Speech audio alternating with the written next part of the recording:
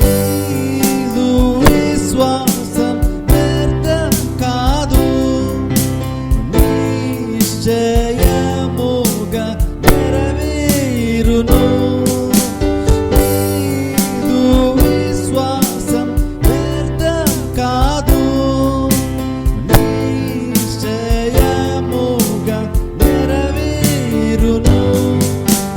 ఆయన సెలవిచ్చిన అన్ని జరుగును. ఆయన సెలవిచ్చిన అన్ని జరుగును. గొప్ప దేవుడు, మంచి దేవుడు, గొప్ప దేవుడు, మంచి దేవుడు. ఆ దేవుని నీకన్నీ సమకూడును. ఆ దేవుని నీకన్నీ సమకూడును. ఆ దేవుని నీకన్నీ సమకూడును. ఆ దేవుని నీకన్నీ సమకూడును.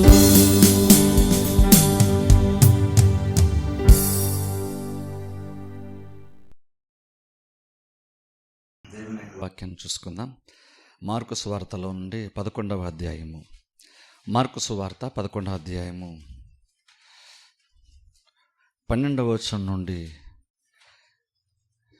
14వ వచనం వరకు నేను చదువుతాను. మొదటగా మార్కు సువార్త 11వ అధ్యాయము, మార్కు సువార్త 11వ అధ్యాయము 12వ వచనము నుండి 14వ వచనం వరకు నేను చదువుతాను. మార్కు సువార్త 11వ అధ్యాయము 12 నుంచి 14 వరకు. మరునాడు వారు బెతనియా నుండి వెళ్ళుచుండగా ఆయన ఆకలి గొని ఆకులు గల ఒక అంజూరపు చెట్టును దూరము నుండి చూచి దాని మీద ఏమైనాను దొరుకునేమో అని వచ్చాను. దాని వద్దకు వచ్చి చూడగా ఆకులు తప్ప మరేమీ కనబడలేదు. ఏలయనగా అది అంజూరపు పండ్ల కాలము కాదు.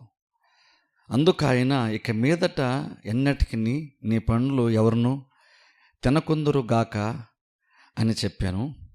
ఇది ఆయన శిష్యులు వినిరి. అతను 20వ వచనం కూడా చదువుతాను. 20వ వచనం నుండి. ప్రొద్దున వారు మార్గమును పోవచుండగా అంజూరపు చెట్టు వేళ్ళు మొదలుకొని ఎండి ఉండుట చూచిరి. అప్పుడు పేతురు ఆ సంగతి జ్ఞాపకమునకు తెచ్చుకొని, బోధకుడా, ఇదిగో నీవు శపించిన అంజూరపు చెట్టు ఎండిపోయినని ఆయనతో చెప్పాను. అందుకు యేసు వారితో ఇట్లనెను, మీరు దేవునియందు విశ్వాసముంచుడి. ఎవడైనాను ఈ కొండను చూచి నీవెత్తబడి సముద్రంలో పడవేయబడమని చెప్పి తన మనస్సులో సందేహింపక తాను చెప్పినది జరుగునని నమ్మినడా వాడు చెప్పినది జరుగునని మీతో నిశ్చయముగా చెప్పుచున్నాను. అందుచేత ప్రార్థన చేయనప్పుడు మీరు అడుగుచున్న వాటిని ఎలానో పొంది ఉన్నామని నమ్ముడి, అప్పుడు అవి మీకు కలుగునని మీతో చెప్పుచున్నాను. గత కొన్ని వారములుగా మనము విశ్వాసాన్ని గురించి మనం చూస్తున్నాం. ఈరోజున కూడా విశ్వాసాన్ని గురించి కొన్ని విషయాలు దేవుని యొక్క వాక్యాలు మనం చూద్దాం. ముఖ్యంగా ఈ చదవబడినట్టు యొక్క వాక్య భాగాన్ని నేను ఎక్కువ ఎక్స్ప్లెయిన్ చేస్తాను ఈ రోజున. ఎందుకంటే ఇక్కడ యేసుక్రీస్తు విశ్వాసం గురించి చాలా ప్రాముఖ్యమైన విషయాన్ని ఇక్కడ యేసుక్రీస్తు బోధించారు. బట్ ఇంకా చెప్పాలంటే అసలు విశ్వాసం గురించి యేసుక్రీస్తు ఇక్కడ బోధించి కనపరిచినట్లుగా వేరే ఎక్కడ కూడా సువార్తల్లో బైబిల్ మనం చూడం. అసలు విశ్వాసం అంటే ఎంత బలంగా ఉంటుందో, ఆ విశ్వాసం ఉన్నటువంటి వాళ్ళు ఎలాగన ప్రవర్తిస్తారో ఇక్కడ యేసుక్రీస్తు మనకి క్లియర్గా బోధించడం మాత్రమే కాదు, అని ఒక డెమాన్స్ట్రేషన్ లాగా దాన్ని కనపరిచి కూడా మనకి యేసుక్రీస్తు చూపించారు. ఇప్పుడు చూడండి, మనం విశ్వాసం అని అనుకుంటున్నప్పుడు సహజంగా ఏంటంటే మనకి విశ్వాసం యొక్క స్థాయిని వేరే వేరే మనుషులతో మనం పోల్చుకుంటాం.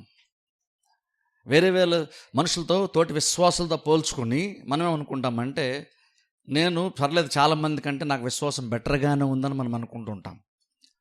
కానీ ఎప్పుడైనా సరే చూడండి, విశ్వాసం అనగానే మన మనుషులతో, ప్రస్తుతం అంటే మనుషులతో కాదు, కానీ మనము బైబిల్లోనికి వెళ్ళి బైబిల్ ఉన్నటువంటి భక్తులతో మనము పోల్చుకొని చూడాలి.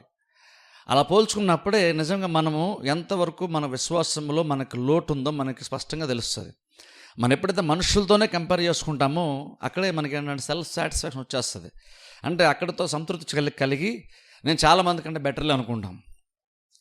నేను చాలాసార్లు చెప్తాను చూసారా, విశ్వాస విషయంకి వచ్చేసరికి లేదా ఆత్మీయ జీవితం విషయానికి వచ్చేసరికి ఎప్పుడు కూడా నేను చాలామంది కంటే నేను బెటరేలే, నేను వాళ్ళకంటే నేను బెటరే అని అనుకున్నామంటే అర్థం ఏంటంటే, నీకున్నటువంటి ప్రస్తుత ఆత్మీయ స్థితి పర్వాలేదు అని నీకు అనిపించిందంటే అర్థం ఏంటంటే, నువ్వు అనుకున్నంత బాగా నువ్వేమీ లేవు అని అర్థం. నిజంగా ఆత్మీయ ఎదిగేటువంటి వాళ్ళకి తరచుగా ఏమర్థం అవుతుందంటే, నేను అనుకున్నంత స్థితిలో నేను ఆత్మీయంగా ఏమీ లేను అనేటువంటి ఒక లోటును గుర్తించగలుగుతారు. అది మాత్రమే కాదు, అది కొంచెం వాళ్ళని కొంచెం బాధిస్తుంది కూడా. దాని నుండి కొంచెం బెటర్గా ఎదిగితే బాగుండు అనేటువంటి ఒక ఆశ కూడా సహజంగా విశ్వాసాలకి కలుగుతుంది. అంటే ఇంకా నేను కొంచెం ఎదగాలి, నాలో కూడా ఇంకా కొన్ని లోట్లు ఉన్నాయి, అవి కూడా లేకుండా నేను దేవునిలో బలంగా ఎదిగితే బాగుండు అనేటువంటి ఒక ఆశ ఎప్పుడు కూడా మనిషిని కంటిన్యూ నడిపిస్తూనే ఉండాలి. ఆ లోటు ఎప్పుడు కూడా మనకి కనబడుతూనే ఉండాలి. అప్పుడే నువ్వు ఆత్మీయంగా ఎంతో కొంత బాగున్నావని అర్థం. అలాగే విశ్వాస విషయానికి వచ్చేసరికి కూడా అంతే. విశ్వాస విషయానికి వచ్చేసరికి కూడా ఎప్పుడు కూడా నేను చాలామంది కంటే నేను బెటర్ అని ఎప్పుడు కూడా మనము తోటి విశ్వాసులతోనో, సంఘస్థులతోనో, లేదా వేరే వేరే మనుషులతో, ప్రస్తుతం మనము జీవిస్తున్నటువంటి కాలంలో ఉన్నటువంటి మనుషులతో, మనకి తెలిసినటువంటి వారితో మనం పోల్చుకోవడానికి వీలు లేదు. మనం బైబిల్లోనికి వెళ్ళాలి. ఎందుకంటే బైబిల్ స్టాండర్డ్, బైబిల్లో ఉన్నటువంటి విశ్వాసాన్ని, యేసుక్రీస్తు కొంతమంది యొక్క విశ్వాసాన్ని ఆయన అప్రూవ్ చేయడం, అంటే దాన్ని అంగీకరించడం, విశ్వాసం అంటే ఇది అని ఆయనే సాక్ష్యం చెప్పడం మనం చూస్తున్నాం. సో ఇప్పుడు దాన్ని బట్టి మనం చూసుకున్నప్పుడు నిజంగా బైబిల్లోనికి వెళ్ళే మనం కూడా నిజంగా అలాంటి విశ్వాసం మనకు ఉందో లేదో కూడా మనం ఎగ్జామిన్ చేసుకోవాలి. ఇప్పుడు అందుకని చూడండి, మనం బైబిల్లోనికి వెళ్ళాలి. ఇప్పుడు నిజంగా విశ్వాసం అంటే ఏంటో కూడా బైబిల్లో యేసుక్రీస్తు బోధించారు. అందుకనే బైబిల్లోకి వెళ్ళి మనం తెలిసిన ప్రయత్నం చేస్తాం. ఎందుకంటే విశ్వాసం అంత ప్రాముఖ్యం మనకి. నీతిమంతుడు విశ్వాసం మూలంగా జీవిస్తాడు. నీతిమంతుడు విశ్వాసం మూలంగా జీవిస్తాడు అంటే కంటిన్యూగా విశ్వాసంలోనే కంటిన్యూ అవ్వడానికి ట్రై చేస్తాడు రక్షణ పొందినటువంటి వాళ్ళు. అందులో చూడండి, ఇది ఎప్పుడూ కూడా విశ్వాసం అంటే ఎప్పుడో ప్రాబ్లం వచ్చినప్పుడు ఆ మూమెంట్లో మనం కనపరచడానికి అవసరమైన విశ్వాసం అని కాదు. విశ్వాసం అన్నమంటే అర్థం ఏంటంటే ఎప్పుడు కూడా కంటిన్యూగా ఆ స్థితిలో మెయింటైన్ అవుతూ వెళ్ళాలి, ఆ స్థితిలో కొనసాగుతూ వెళ్ళాల్సినటువంటి స్థితి. ఎందుకంటే చూడండి, దేవుని వద్దకు వచ్చేవాడు ఆయన ఉన్నాడనియు తన వెదుకు వారికి ఫలము దయచేస్తాడని నమ్మవలను కదా. అంటే చూడండి, విశ్వాసం విషయానికి వచ్చారు చూడండి, అది కంటిన్యూగా ప్రతిసారి కూడా మనం చేసిన ప్రతి కార్యంలో కూడా విశ్వాసాన్ని ఆటోమేటిక్గా మనం కనపరచవలసిన స్థితిలోనే ఉంటున్నాం. ప్రతి దాంట్లో కూడా చర్చకు వస్తున్నప్పుడు కూడా విశ్వాసం ఉండాలి మనకి. యాక్చువల్గా అక్కడ భక్తి కాదు కావాల్సిందే, విశ్వాసం ఉండాలి. ఎందుకంటే భక్తి ఉందనుకోండి, కొంతమంది భక్తిని బట్టి వస్తారు. ఈవెన్ చూడండి, ఫరిసేయులకు కూడా ఒక రకంగా చెప్పాలంటే వాళ్ళు భక్తిపరులు, ఒక రకంగా ఎంత భక్తిపరులు అంటే వాళ్ళు ఖచ్చితంగా వాళ్ళు విశ్రాంతి దినాన్ని మిస్ అయ్యే ఛాన్సే లేదు. వాళ్ళు విశ్రాంతి దినాన్ని మిస్ అవ్వడం చాలా చాలా రేరు. వాళ్ళు చాలా ఫరిసేయులు ముఖ్యంగా చాలా స్ట్రిక్ట్గా దాన్ని ఫాలో అవుతారు. వాళ్ళు విశ్రాంతి దినాన్ని పాటించడంలో, ఉపవాసాన్ని పాటించడంలో, దేవునికి ఇచ్చే విషయంలో, వీటన్నిటిలో కూడా వాళ్ళు చాలా పర్ఫెక్ట్గా అన్నీ కూడా చేస్తారు. అందుకని క్రియల విషయానికి వచ్చి ఎక్కడ యేసుక్రీస్తు వారిలో లోపాన్ని ఎక్కడ కనుగొనలేకపోయారు. ఏమైనా యేసుక్రీస్తు సైతం ప్రాబ్లం ఎక్కడంటే క్రీస్తు ఎక్కువ ఎక్కడ తప్పట్టారు అంటే వాళ్ళ హృదయాన్ని తప్పట్టారు, కానీ వాళ్ళ క్రియల్ని క్రీస్తు తప్పట్లేకపోయారు. ఎందుకంటే క్రియల్లో వాళ్ళు అంత పర్ఫెక్ట్గా ఉన్నారు. ఇప్పుడు చూడండి, గమనించండి, కాకపోతే ప్రాబ్లం ఏంటంటే వాళ్ళకి చేస్తున్నారు కానీ వాళ్ళ హృదయం మాత్రం కరెక్ట్గా లేదు. అందుకని మనం కూడా చర్చకు వస్తున్నాం కదా అంటే సరిపోదు. బైబిల్ చెప్తున్న మాట ఏంటంటే, దేవుని వద్దకు వచ్చేవాడు ఆయన ఉన్నాడని తన వెదుకు వారికి ఫలము దయచేస్తాడని నమ్మాలి కదా. దేవుని చర్చకు వచ్చేటప్పుడు ఏమని నమ్మాలంటే దేవుడు ఉన్నాడని నమ్మాలి. అలా దేవుడు ఉన్నాడు కాబట్టి నేను వస్తున్నాను అనుకోకుండా, ఆ అవేర్నెస్ లేకుండా, జ్ఞానం లేకుండా ఊరిని ఏదో వస్తున్నాం చర్చకి, ఏదో కొన్ని మాటలు వినేస్తున్నాం వెళ్ళిపోతున్నాం అనుకుంటే నువ్వు దేవుని దగ్గరికి నువ్వు రాలేదు. అంటే నేను దేవుని దగ్గర రావడానికి నిన్ను విశ్వాసము ప్రేరేపించలేదు. చర్చికి దేవుని దగ్గర రావడానికి ప్రేరేపించాలి విశ్వాసము. అలా ఒకసారి చర్చలోకి వచ్చిన తర్వాత ఇప్పుడు ఇక్కడ దేవుడు ఉంటాడు కాబట్టి ఆయన సన్నిధిని మనం వెతకాలి అని, ఆయన ఉన్నాడు అని నమ్ముతున్నాం కాబట్టి ఇప్పుడు వెతికేటువంటి పని కూడా చేయాలి. అలా చేసినప్పుడు దేవుడు మనకు ఫలాన్ని దయచేస్తాడు. చూసారా, జస్ట్ అది చూడండి, అక్కడ కూడా విశ్వాసం ఎంత ఇంపార్టెంట్ ఆలోచన ఒకసారి. అలాగే ప్రార్థన చేసేటప్పుడు విశ్వాసం అవసరం. అలాగే ప్రతి కార్యంలో కూడా ఈవెన్ దేవునికి ఇచ్చేటప్పుడు కూడా ఏదో క్యాజువల్గా ఇచ్చేస్తానంటే కాదు, విశ్వాసంతో ఆ కార్యం మనం చేయాలి. అలా ప్రతిదీ మనం చేసేటప్పుడు ఆల్మోస్ట్ ప్రతి కార్యంలో కూడా విశ్వాసం డైరెక్ట్గాను ఇండైరెక్ట్గాను మనము కనపరుస్తూనే ఉంటాం.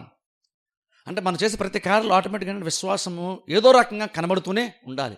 అందుకని నీతిమంతుడు విశ్వాస మూలంగా జీవించును. అప్పుడు దాన్ని బట్టి ఆలోచించండి, విశ్వాసం మనకి ఎంత ఇంపార్టెంటో, దాన్ని తెలుసుకోవడం ఎంత ఇంపార్టెంటో, మనకుంద నిజంగా విశ్వాసమో కాదో కూడా మనము పరీక్షించి తెలుసుకోవడం కూడా మనకు చాలా చాలా ఇంపార్టెంట్. ఎందుకంటే యేసుక్రీస్తు కూడా ఇక్కడ నిజమైన విశ్వాసం ఏంటో ఇక్కడ యేసుక్రీస్తు యాక్చువల్గా బోధించారు. ఇప్పుడు మొదటి ఇక్కడ సందర్భం మనం చూడాలి. చూడండి, యేసుక్రీస్తు ఇక్కడ విశ్వాసం గురించి బోధించడానికి మునుపు అక్కడ సందర్భం ఏర్పడింది. ఆ సందర్భంలో యేసుక్రీస్తు విశ్వాసాన్ని గురించి బోధించారు. అందుకనే బహుశా ఇక్కడ విశ్వాసం గురించి ఇక్కడ బోధించినంత లోతుగా మరి ఎక్కడ కూడా యేసుక్రీస్తు విశ్వాసం గురించి ఎంత లోతుగా బోధించలేదు. ఇప్పుడు చూడండి, నార్మల్గా యేసుక్రీస్తు కానీ ఇంకా చెప్పాలంటే ఆ రోజుల్లో స్పెసిఫిక్గా ప్రాచీన కాలంలో బోధకులు ఏమన్నా బోధించేటప్పుడు నార్మల్గా వాళ్ళు ఏం చేస్తారంటే, స్పెసిఫిక్ మన బైబిల్లోనికి వెళ్దాం. మనం యేసుక్రీస్తుని ఎగ్జాంపుల్ తీసుకుంటే, ఈయన ప్రధాన బోధకుడు కాబట్టి ఈయన మన ఎగ్జాంపుల్ తీసుకుంటే, ఈయన బోధించేటప్పుడు నార్మల్గా ఆ రోజుల్లో బోధకులు ఎలా బోధించేవాళ్ళు అంటే, వాళ్ళు బోధించేటువంటి విధానం ఎలా ఉంటుందంటే, ఇప్పుడు మనలా ఇలా కూర్చొని ఇప్పుడు నేను కొన్ని విషయాలు నేను చెప్తానని నిలబడి చెప్పేలాగా కాదు. ఆ రోజుల్లో నార్మల్గా ఎలా ఉండేదంటే శిష్యుల్లాగా ఉండేవాళ్ళు. అంటే ఏంటి, ఇప్పుడు బోధకుడు ఉన్నప్పుడు బోధకుడు వెనకాల వీళ్ళు కూడా వెళ్తూ కంటిన్యూలు ఉంటారు. అలా వెళ్తున్న క్రమంలో ఎక్కడో దగ్గర ఏదో ఒక సందర్భం వచ్చినప్పుడు ఇన్స్టెంట్గా ఆ టైంలో వాళ్ళకి ఏదైతే బోధించాలో ఆటోమేటిక్గా దాన్ని ఆ బోధకులు బోధిస్తూ వచ్చేవాళ్ళు. ఒకటి ఎలాగంటే సందర్భం ఏర్పడినప్పుడు కొన్ని విషయాలు బోధించేవాళ్ళు, లేదంటే ఇంకెవరైనా ఏదైనా డౌట్ వచ్చినప్పుడు ఏదైనా అడిగినప్పుడు అప్పుడు బోధకులు బోధించేవాళ్ళు. బోధించడం నార్మల్ ఎక్కువ ఎలా జరిగేదంటే సందర్భము డిమాండ్ చేసేది, అప్పుడు బోధకులు వాక్యాన్ని బోధించేవాళ్ళు. అందుకని ఆయన వెళ్తున్నప్పుడు సడన్గా ఆయనకు బోధించాలనిపిస్తే సడన్గా ఏం చేస్తారంటే ఆ చుట్టుపక్కల ఉన్నటువంటి కొన్ని కార్యాలను తీసుకొని వాటిని ఎగ్జాంపుల్గా చూపించి వాటిని ఉపమానాలుగా చూపించి యేసుక్రీస్తు వాక్యాన్ని బోధించేవాళ్ళు. అలా జనరల్ ఏంటంటే ఆ రోజుల్లో అలా చేసేవాళ్ళు అనమాట.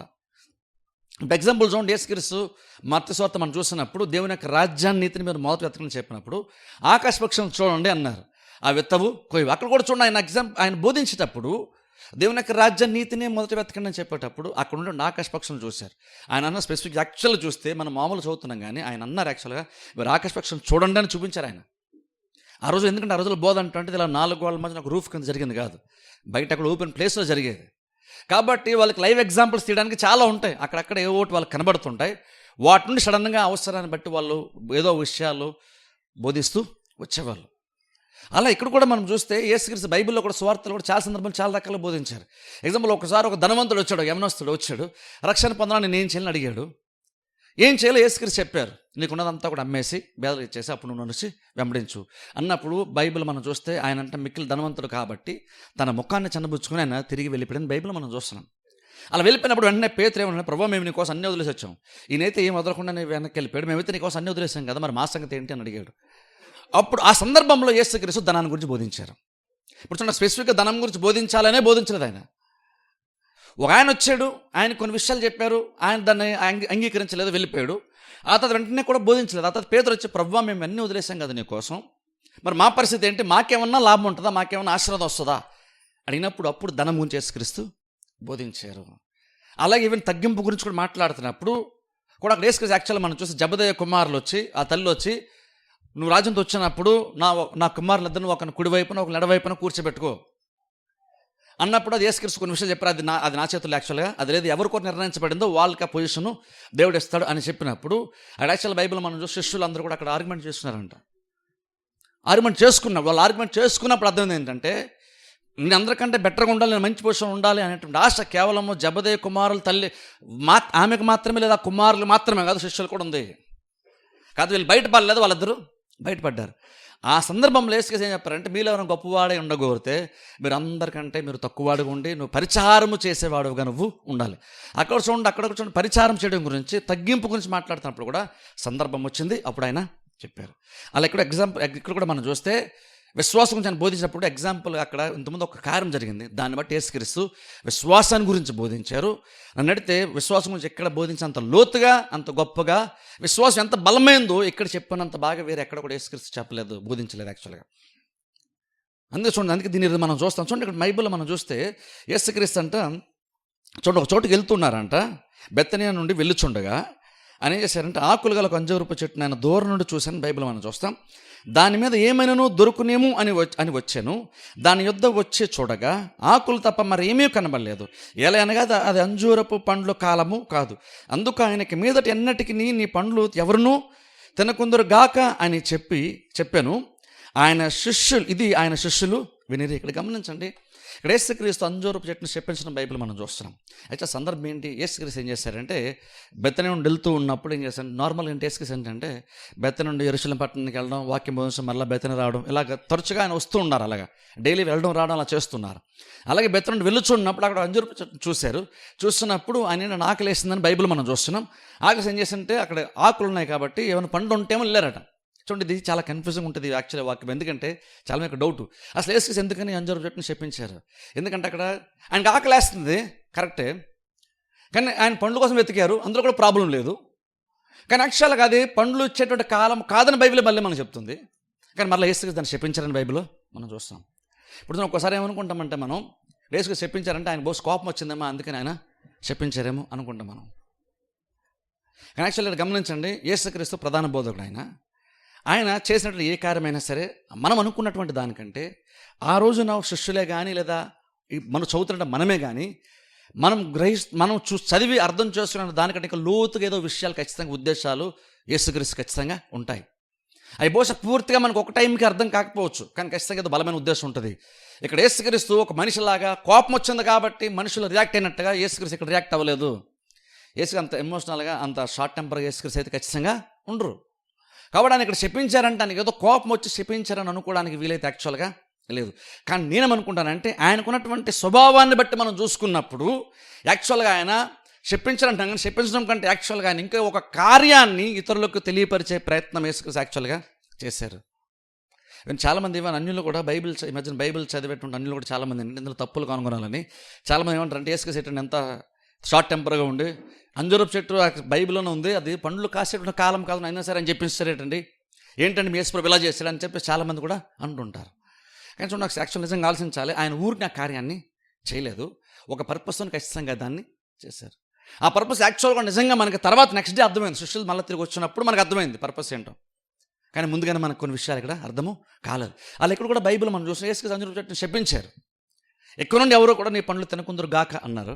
అక్కడ బైబిల్ మనం చూస్తే బైబిల్ చెప్తున్న మాట ఏంటంటే శిష్యులంట ఆ మాట వాళ్ళు విన్నారు. ఇప్పుడు చూడండి, యేసుక్రీస్తు ఎందుకు చెప్పించారు అంటే చెప్పని చూసారా, శిష్యులకి కొన్ని విషయాలు యేసుక్రీస్తు యాక్చువల్గా బోధిద్దామని అనుకున్నారు. కొన్ని సందర్భంలో ఈ బోధకుడు అంటే యేసుక్రీస్తు కొన్ని విషయాలు బోధించే ముందు కూడా యాక్చువల్గా ఆయన ఎలాంటి కార్యాలు చేస్తాడంటే ఆయన బోధించే విధానం మెథడ్ ఎలా ఉంటుందంటే కొన్నిసార్లు డైరెక్ట్గా బోధించేస్తాడు, కొన్నిసార్లు ఏంటంటే వాళ్ళు కొన్ని అడగాలి అనేటువంటి ఒక ఉద్దేశంతో వాళ్ళు కొన్ని క్వశ్చన్స్ రైజ్ చేయాలనే ఉద్దేశంతో వాళ్ళని ఇండైరెక్ట్గా మనసులో కొన్ని తలంపులు పెట్టి ప్రేరేపరించి అప్పుడు వాళ్ళు కొన్ని అడగాలి, అప్పుడు ఈయన కొన్ని విషయాలు బోధిస్తారు. అలా బోధించాలి ఆయన. ఇప్పుడు నార్మల్ ఈ రోజుల్లో మనం ఎవరు ఈ రోజుల్లో అలా బోధించడం కష్టం. ఈ రోజుల్లో అంతగా ఎవరు బోధించలేము. నార్మల్ ఎవరు కూడా వచ్చేవారు కూడా అంత క్లియర్ డౌట్స్ అడిగేవాళ్ళు ఎవరు కూడా లేరు. కానీ ఆ రోజుల్లో కొన్ని సందర్భాల్లో ఏం జరిగేదంటే ఈవెన్ బైబిల్ టైంలో కనుక తీసుకొస్తే కాదు, నార్మల్ కూడా మనం 100 years వెనక్కి కనుక వెళ్ళామనుకోండి, నిజంగా అప్పుడులో బోధించేటువంటి వాళ్ళు కూడా చాలా, అప్పుడులో అంత టెక్నాలజీ లేదు కానీ వాళ్ళు చాలా బాగా బోధించేవాళ్ళు యాక్చువల్గా. అంటే బోధించేటువంటి వాళ్ళు బోధకుడు అలాగే బోధ విని నేర్చుకునేటువంటి వాళ్ళ మధ్యన ఆ కమ్యూనికేషన్ అంటే చాలా బ్రహ్మాండంగా ఉంటుంది. అంటే వాళ్ళు ఎలా అంటే కొన్ని ప్రేరేపిస్తారు, వాళ్ళు కొన్ని అడగాలని కావాలని కొన్ని చెప్తారు. ఈవెన్ యేసుక్రీస్తు కూడా చూడండి, మార్కు సువార్త 4వ చూసుకుంటే చూడండి, మంచి నేల గురించి వాక్యమైన విత్తనం గురించి మాట్లాడతారు చూసారు. యేసుక్రీస్తు ఉపమానెత్తి బోధించారు. అక్కడ కూడా ఆయన బోధించి వదిలేశారు, క్లియర్గా ఏది చెప్పలేదు. ఆ తర్వాత ఎప్పుడో మరలా శిష్యులందరూ అందరూ ఒక చోట ఉన్నప్పుడు అప్పుడు శిష్యులు వచ్చి అడిగితే అప్పుడు దాని యాక్చువల్ మీనింగ్ ఏంటి యేసుక్రీస్తు చెప్పారు. అదేం చెప్తుందంటే యేసుక్రీస్తు కొన్నిసార్లు శిష్యులు గ్రహించలేకపోవచ్చు, లేదా మనం గ్రహించలేకపోవచ్చు, కానీ కొన్ని ఉద్దేశాలతో కొన్ని కార్యాలను వాళ్ళు చేస్తారు. వాళ్ళు చేసినప్పుడు వాళ్ళు ఇందుకోసం చేస్తారని కొన్నిసార్లు మనం అనుకుంటాం, కానీ వాళ్ళు అంతకంటే ఉన్నతంగా ఏదో ఒక ఉద్దేశంతో వాళ్ళ కార్యాలని చేస్తారు. ఏదో ఆయనకు ఆకలేసింది, కోపం వచ్చింది కాబట్టి ఆయన చెట్టుని చెప్పించారని కాదు, ఇంకా లోతు ఇంకేదో ఉద్దేశం ఖచ్చితంగా ఆయనకి ఉంది. యాక్చువల్ అసలు ఇంకా చెప్పాలంటే యేసుక్రీస్తు చెప్పించారని మనం తెగ బాధపడిపోతుంటారు, కానీ చాలామంది అన్యులైనా సరే యాక్చువల్లీ చెప్పండి యేసుక్రీస్తు యాక్చువల్ చెట్టునే చెప్పించింది, మనుషులేమి కాదు. అసలు ఇంక విషయం చెప్పిన అసలు యేసుక్రీస్తు యాక్చువల్ చెప్పండి, అసలు యేసుక్రీస్తు చెప్పించారు మనం ఉన్నాం, అసలు యాక్చువల్ యేసుక్రీస్తు చెప్పించలేదు. ఇక్కడ యాక్చువల్ యేసుక్రీస్తు ఏమన్నారంటే ఎక్కువ నుండి ఎవరు కూడా నీ పండ్లు తినకుందరు గాక అన్నారు. ఇప్పుడు చూడండి, ఇప్పుడు శపించడం అంటే మనం వేరేగా అంటాం. ఇప్పుడు మనకు అర్థం ఏంటంటే శపించడం అంటే ఇప్పుడు శాపనార్థాలు పెడుతుంటారు చూసారా. అలాగంటే మనకేదో కీడు జరగాలని శపిస్తారు చూసారా. అది యాక్చువల్గా శాపం అని మనం అనుకుంటాం. కానీ చూడండి, ఇక్కడ విశ్వాసం అంటే ఎంత బలంగా వేసుకేసి ఇక్కడ కనపరిచారో, అలాగే మన నోటి మాట కూడా ఎంత బలమైన కూడా ఇక్కడ వేసుకేసి ఎగ్జాంపుల్గా కనపరిచారు. ఇక్కడ యాక్చువల్ వేసుకేసి చెప్పించారు బైబిల్ మనం చూడండి. యాక్చువల్ ఏం చూస్తామంటే యేసుక్రీస్తు కొన్ని మాటలు చెట్టుతో మాట్లాడేశారు, వెళ్ళిపోయారు. కానీ ఆ నెక్స్ట్ డే పేతురు వచ్చినాడు. పేతురు అన్నాడు ప్రభు నువ్వు చెప్పించావు కదా అన్నాడు. క్రీస్తు చెప్పించానని నేను నీకు శాపం పెడతాను కాబట్టి నువ్వు లైపు అని యేసుక్రీస్తు శాపం పెట్టినట్టుగా బైబిల్లో మనం చూడండి ఇక్కడ యాక్చువల్గా. కానీ పేతురు నెక్స్ట్ డే చూసిన మాత్రం అన్నాడు, పేతురు అంటున్నాడు ప్రభువా నువ్వు చెప్పించావు కదా, నువ్వు చెప్పించింది ఎగ్జాక్ట్గా అలాగనే జరిగిందని పేతురు అన్నాడు. ఇప్పుడు ఏంటి డిఫరెన్స్ యాక్చువల్ నేను చెప్తాను, కొద్దిసేపట్లో చెప్తాను. ఇక్కడ బైబిల్ మనం చూస్తే యేసుక్రీస్తు ఆ చట్నీ ఇక్కడ చెప్పించారు. చెప్పించిన తర్వాత ఆయన వెళ్ళిపోయారు. ఆ నెక్స్ట్ డే వెళ్ళిపోయారు. వెళ్ళి బోధించి నెక్స్ట్ డే తిరిగి రిటర్న్ వస్తున్నప్పుడు బైబిల్ మనం చూస్తే అప్పుడు పేతురు అడుగుతున్నాడు, ఏమని తెలుసా ప్రభువా నువ్వు నిన్న చెప్పించావు కదా, అప్పుడు నువ్వు చెప్పించినట్లుగా నిజంగా అది అలాగనే జరిగింది అన్నప్పుడు యేసుక్రీస్తు విశ్వాసాన్ని గురించి అక్కడ బోధించిన బైబిల్ మనం చూస్తున్నాం. ఇప్పుడు చూడండి, క్రిస్టియన్స్కి మనం కొన్నిసార్లు ఏంటంటే విశ్వాసం ఉంటుందో చెప్తున్నాను చూడండి. మన విశ్వాసంగా ఉండడం వేరు, మన నోటితో మాట్లాడడం వేరు అనుకుంటాం. కానీ నోటి మాటల బట్టి కూడా నీకు ఎంత విశ్వాసం ఉందో చాలా క్లియర్గా తెలిసిపోతుంది తెలుసా. మనము నోటి మాటలను బట్టి నార్మల్గా క్రిస్టియన్ బైబిల్ ప్రకారం నువ్వు ఇంతకుముందు వింటూ వస్తున్నటువంటి వాక్యం నాకు అనుకూలంగా నువ్వు మాట్లాడకపోతే అది యాక్చువల్ నిజంగా ఏం ప్రూఫ్ అంటే అది నువ్వు యాక్చువల్ నీళ్ళ విశ్వాసము లేదు. ఇంతకుముందు లాస్ట్ టైం నువ్వు వింటూ వస్తున్న వాక్యంలో తగ్గట్టు నువ్వు మాట్లాడలేకపోతే నీళ్ళు యాక్చువల్ విశ్వాసం లేదని అర్థం. కొన్నిసార్లు మన విశ్వాసం అంటే ఏమనుకుంటాం అంటే ప్రార్థన చేసే ముందు కనపరిస్తే సరిపోద్ది అనుకుంటాం, లేదా ఏదో ఒక కార్యం చేసే ముందు కనపరిస్తే సరిపోద్ది అనుకుంటాం. అది కాదు విశ్వాసం అంటే అర్థం ఏంటంటే, సపోజ్ ఎగ్జాంపుల్ లాస్ట్ వీక్ మనం మెసేజ్ ఉన్నాం అనుకోండి విశ్వాసం గురించి, నెక్స్ట్ మీ సండే వచ్చే వరకు కూడా నువ్వు ఆ విశ్వాసమునకు అనుకూలంగా నువ్వు మాట్లాడగలిగితేనే నీలో విశ్వాసం ఉన్నట్టు, ఆ వాక్యమునకు నువ్వు విశ్వాసాన్ని కలుపుకున్నట్టు.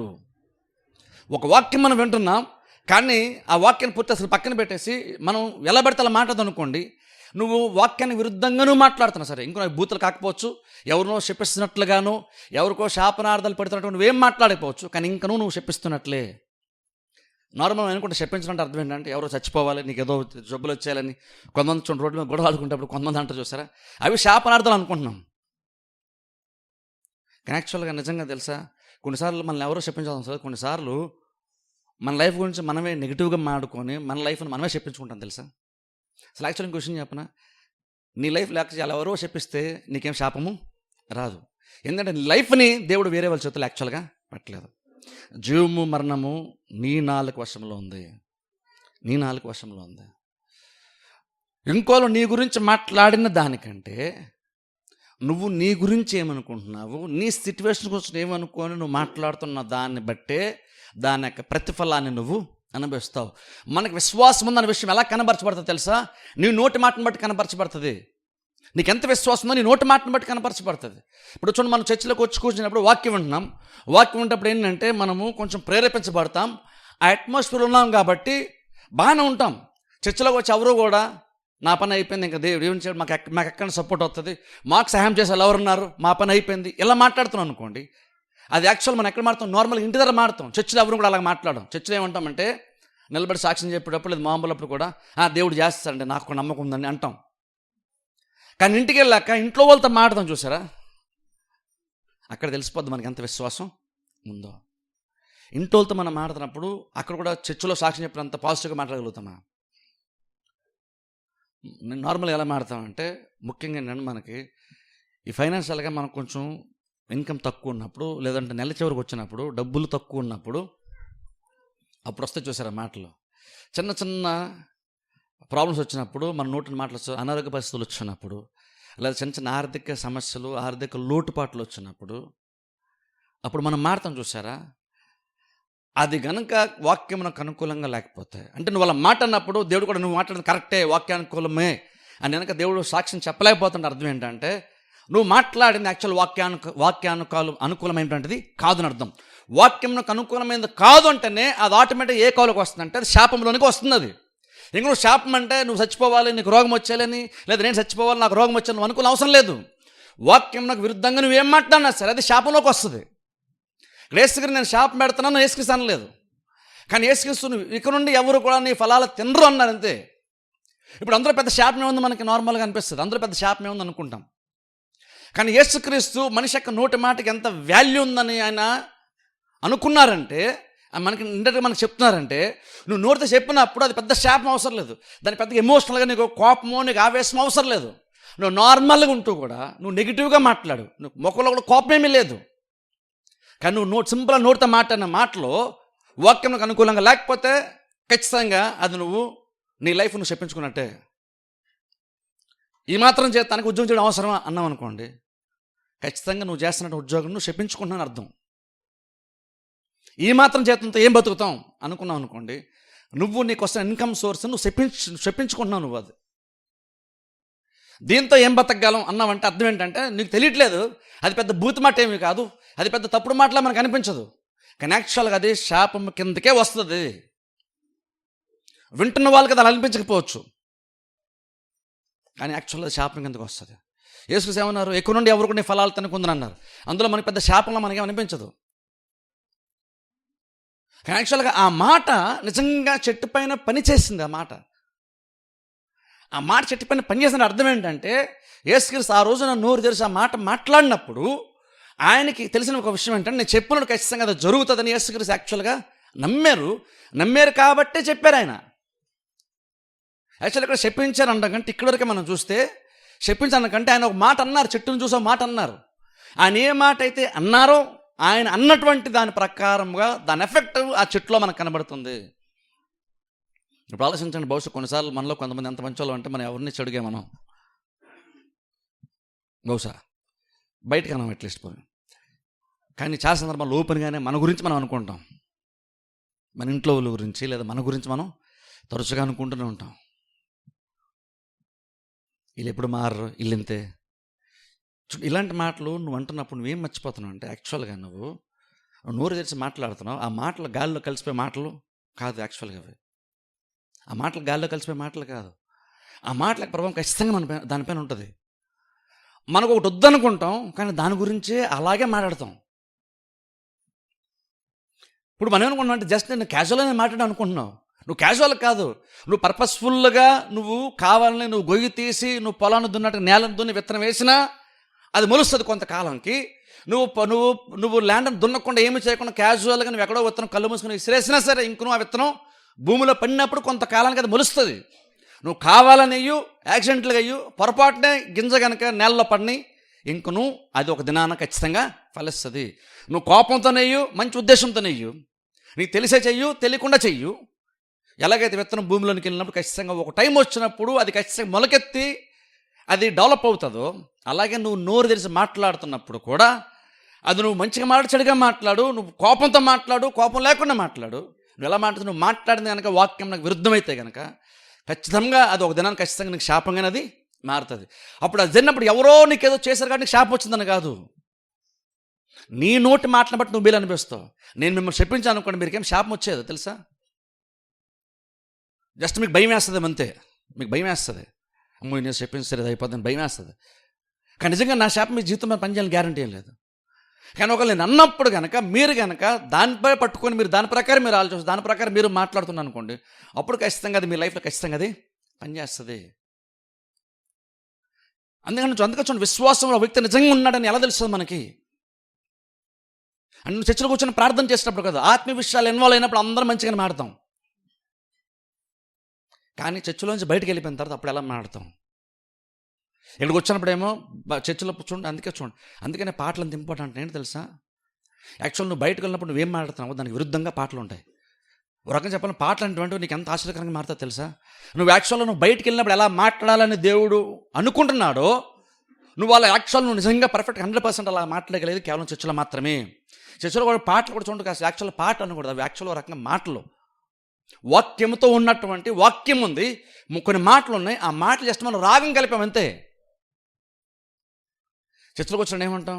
యెహోవా నా కాపరి నాకులేం కలగదంటాం, ఆయన కృప ఉంటే నాకు సరిపోద్ది, నాకు ఏ ప్రాబ్లం వస్తే అన్నీ తీరిపోతాయి అంటాం, ప్రభు నువ్వు చాలయ్యి అంటాం మనం.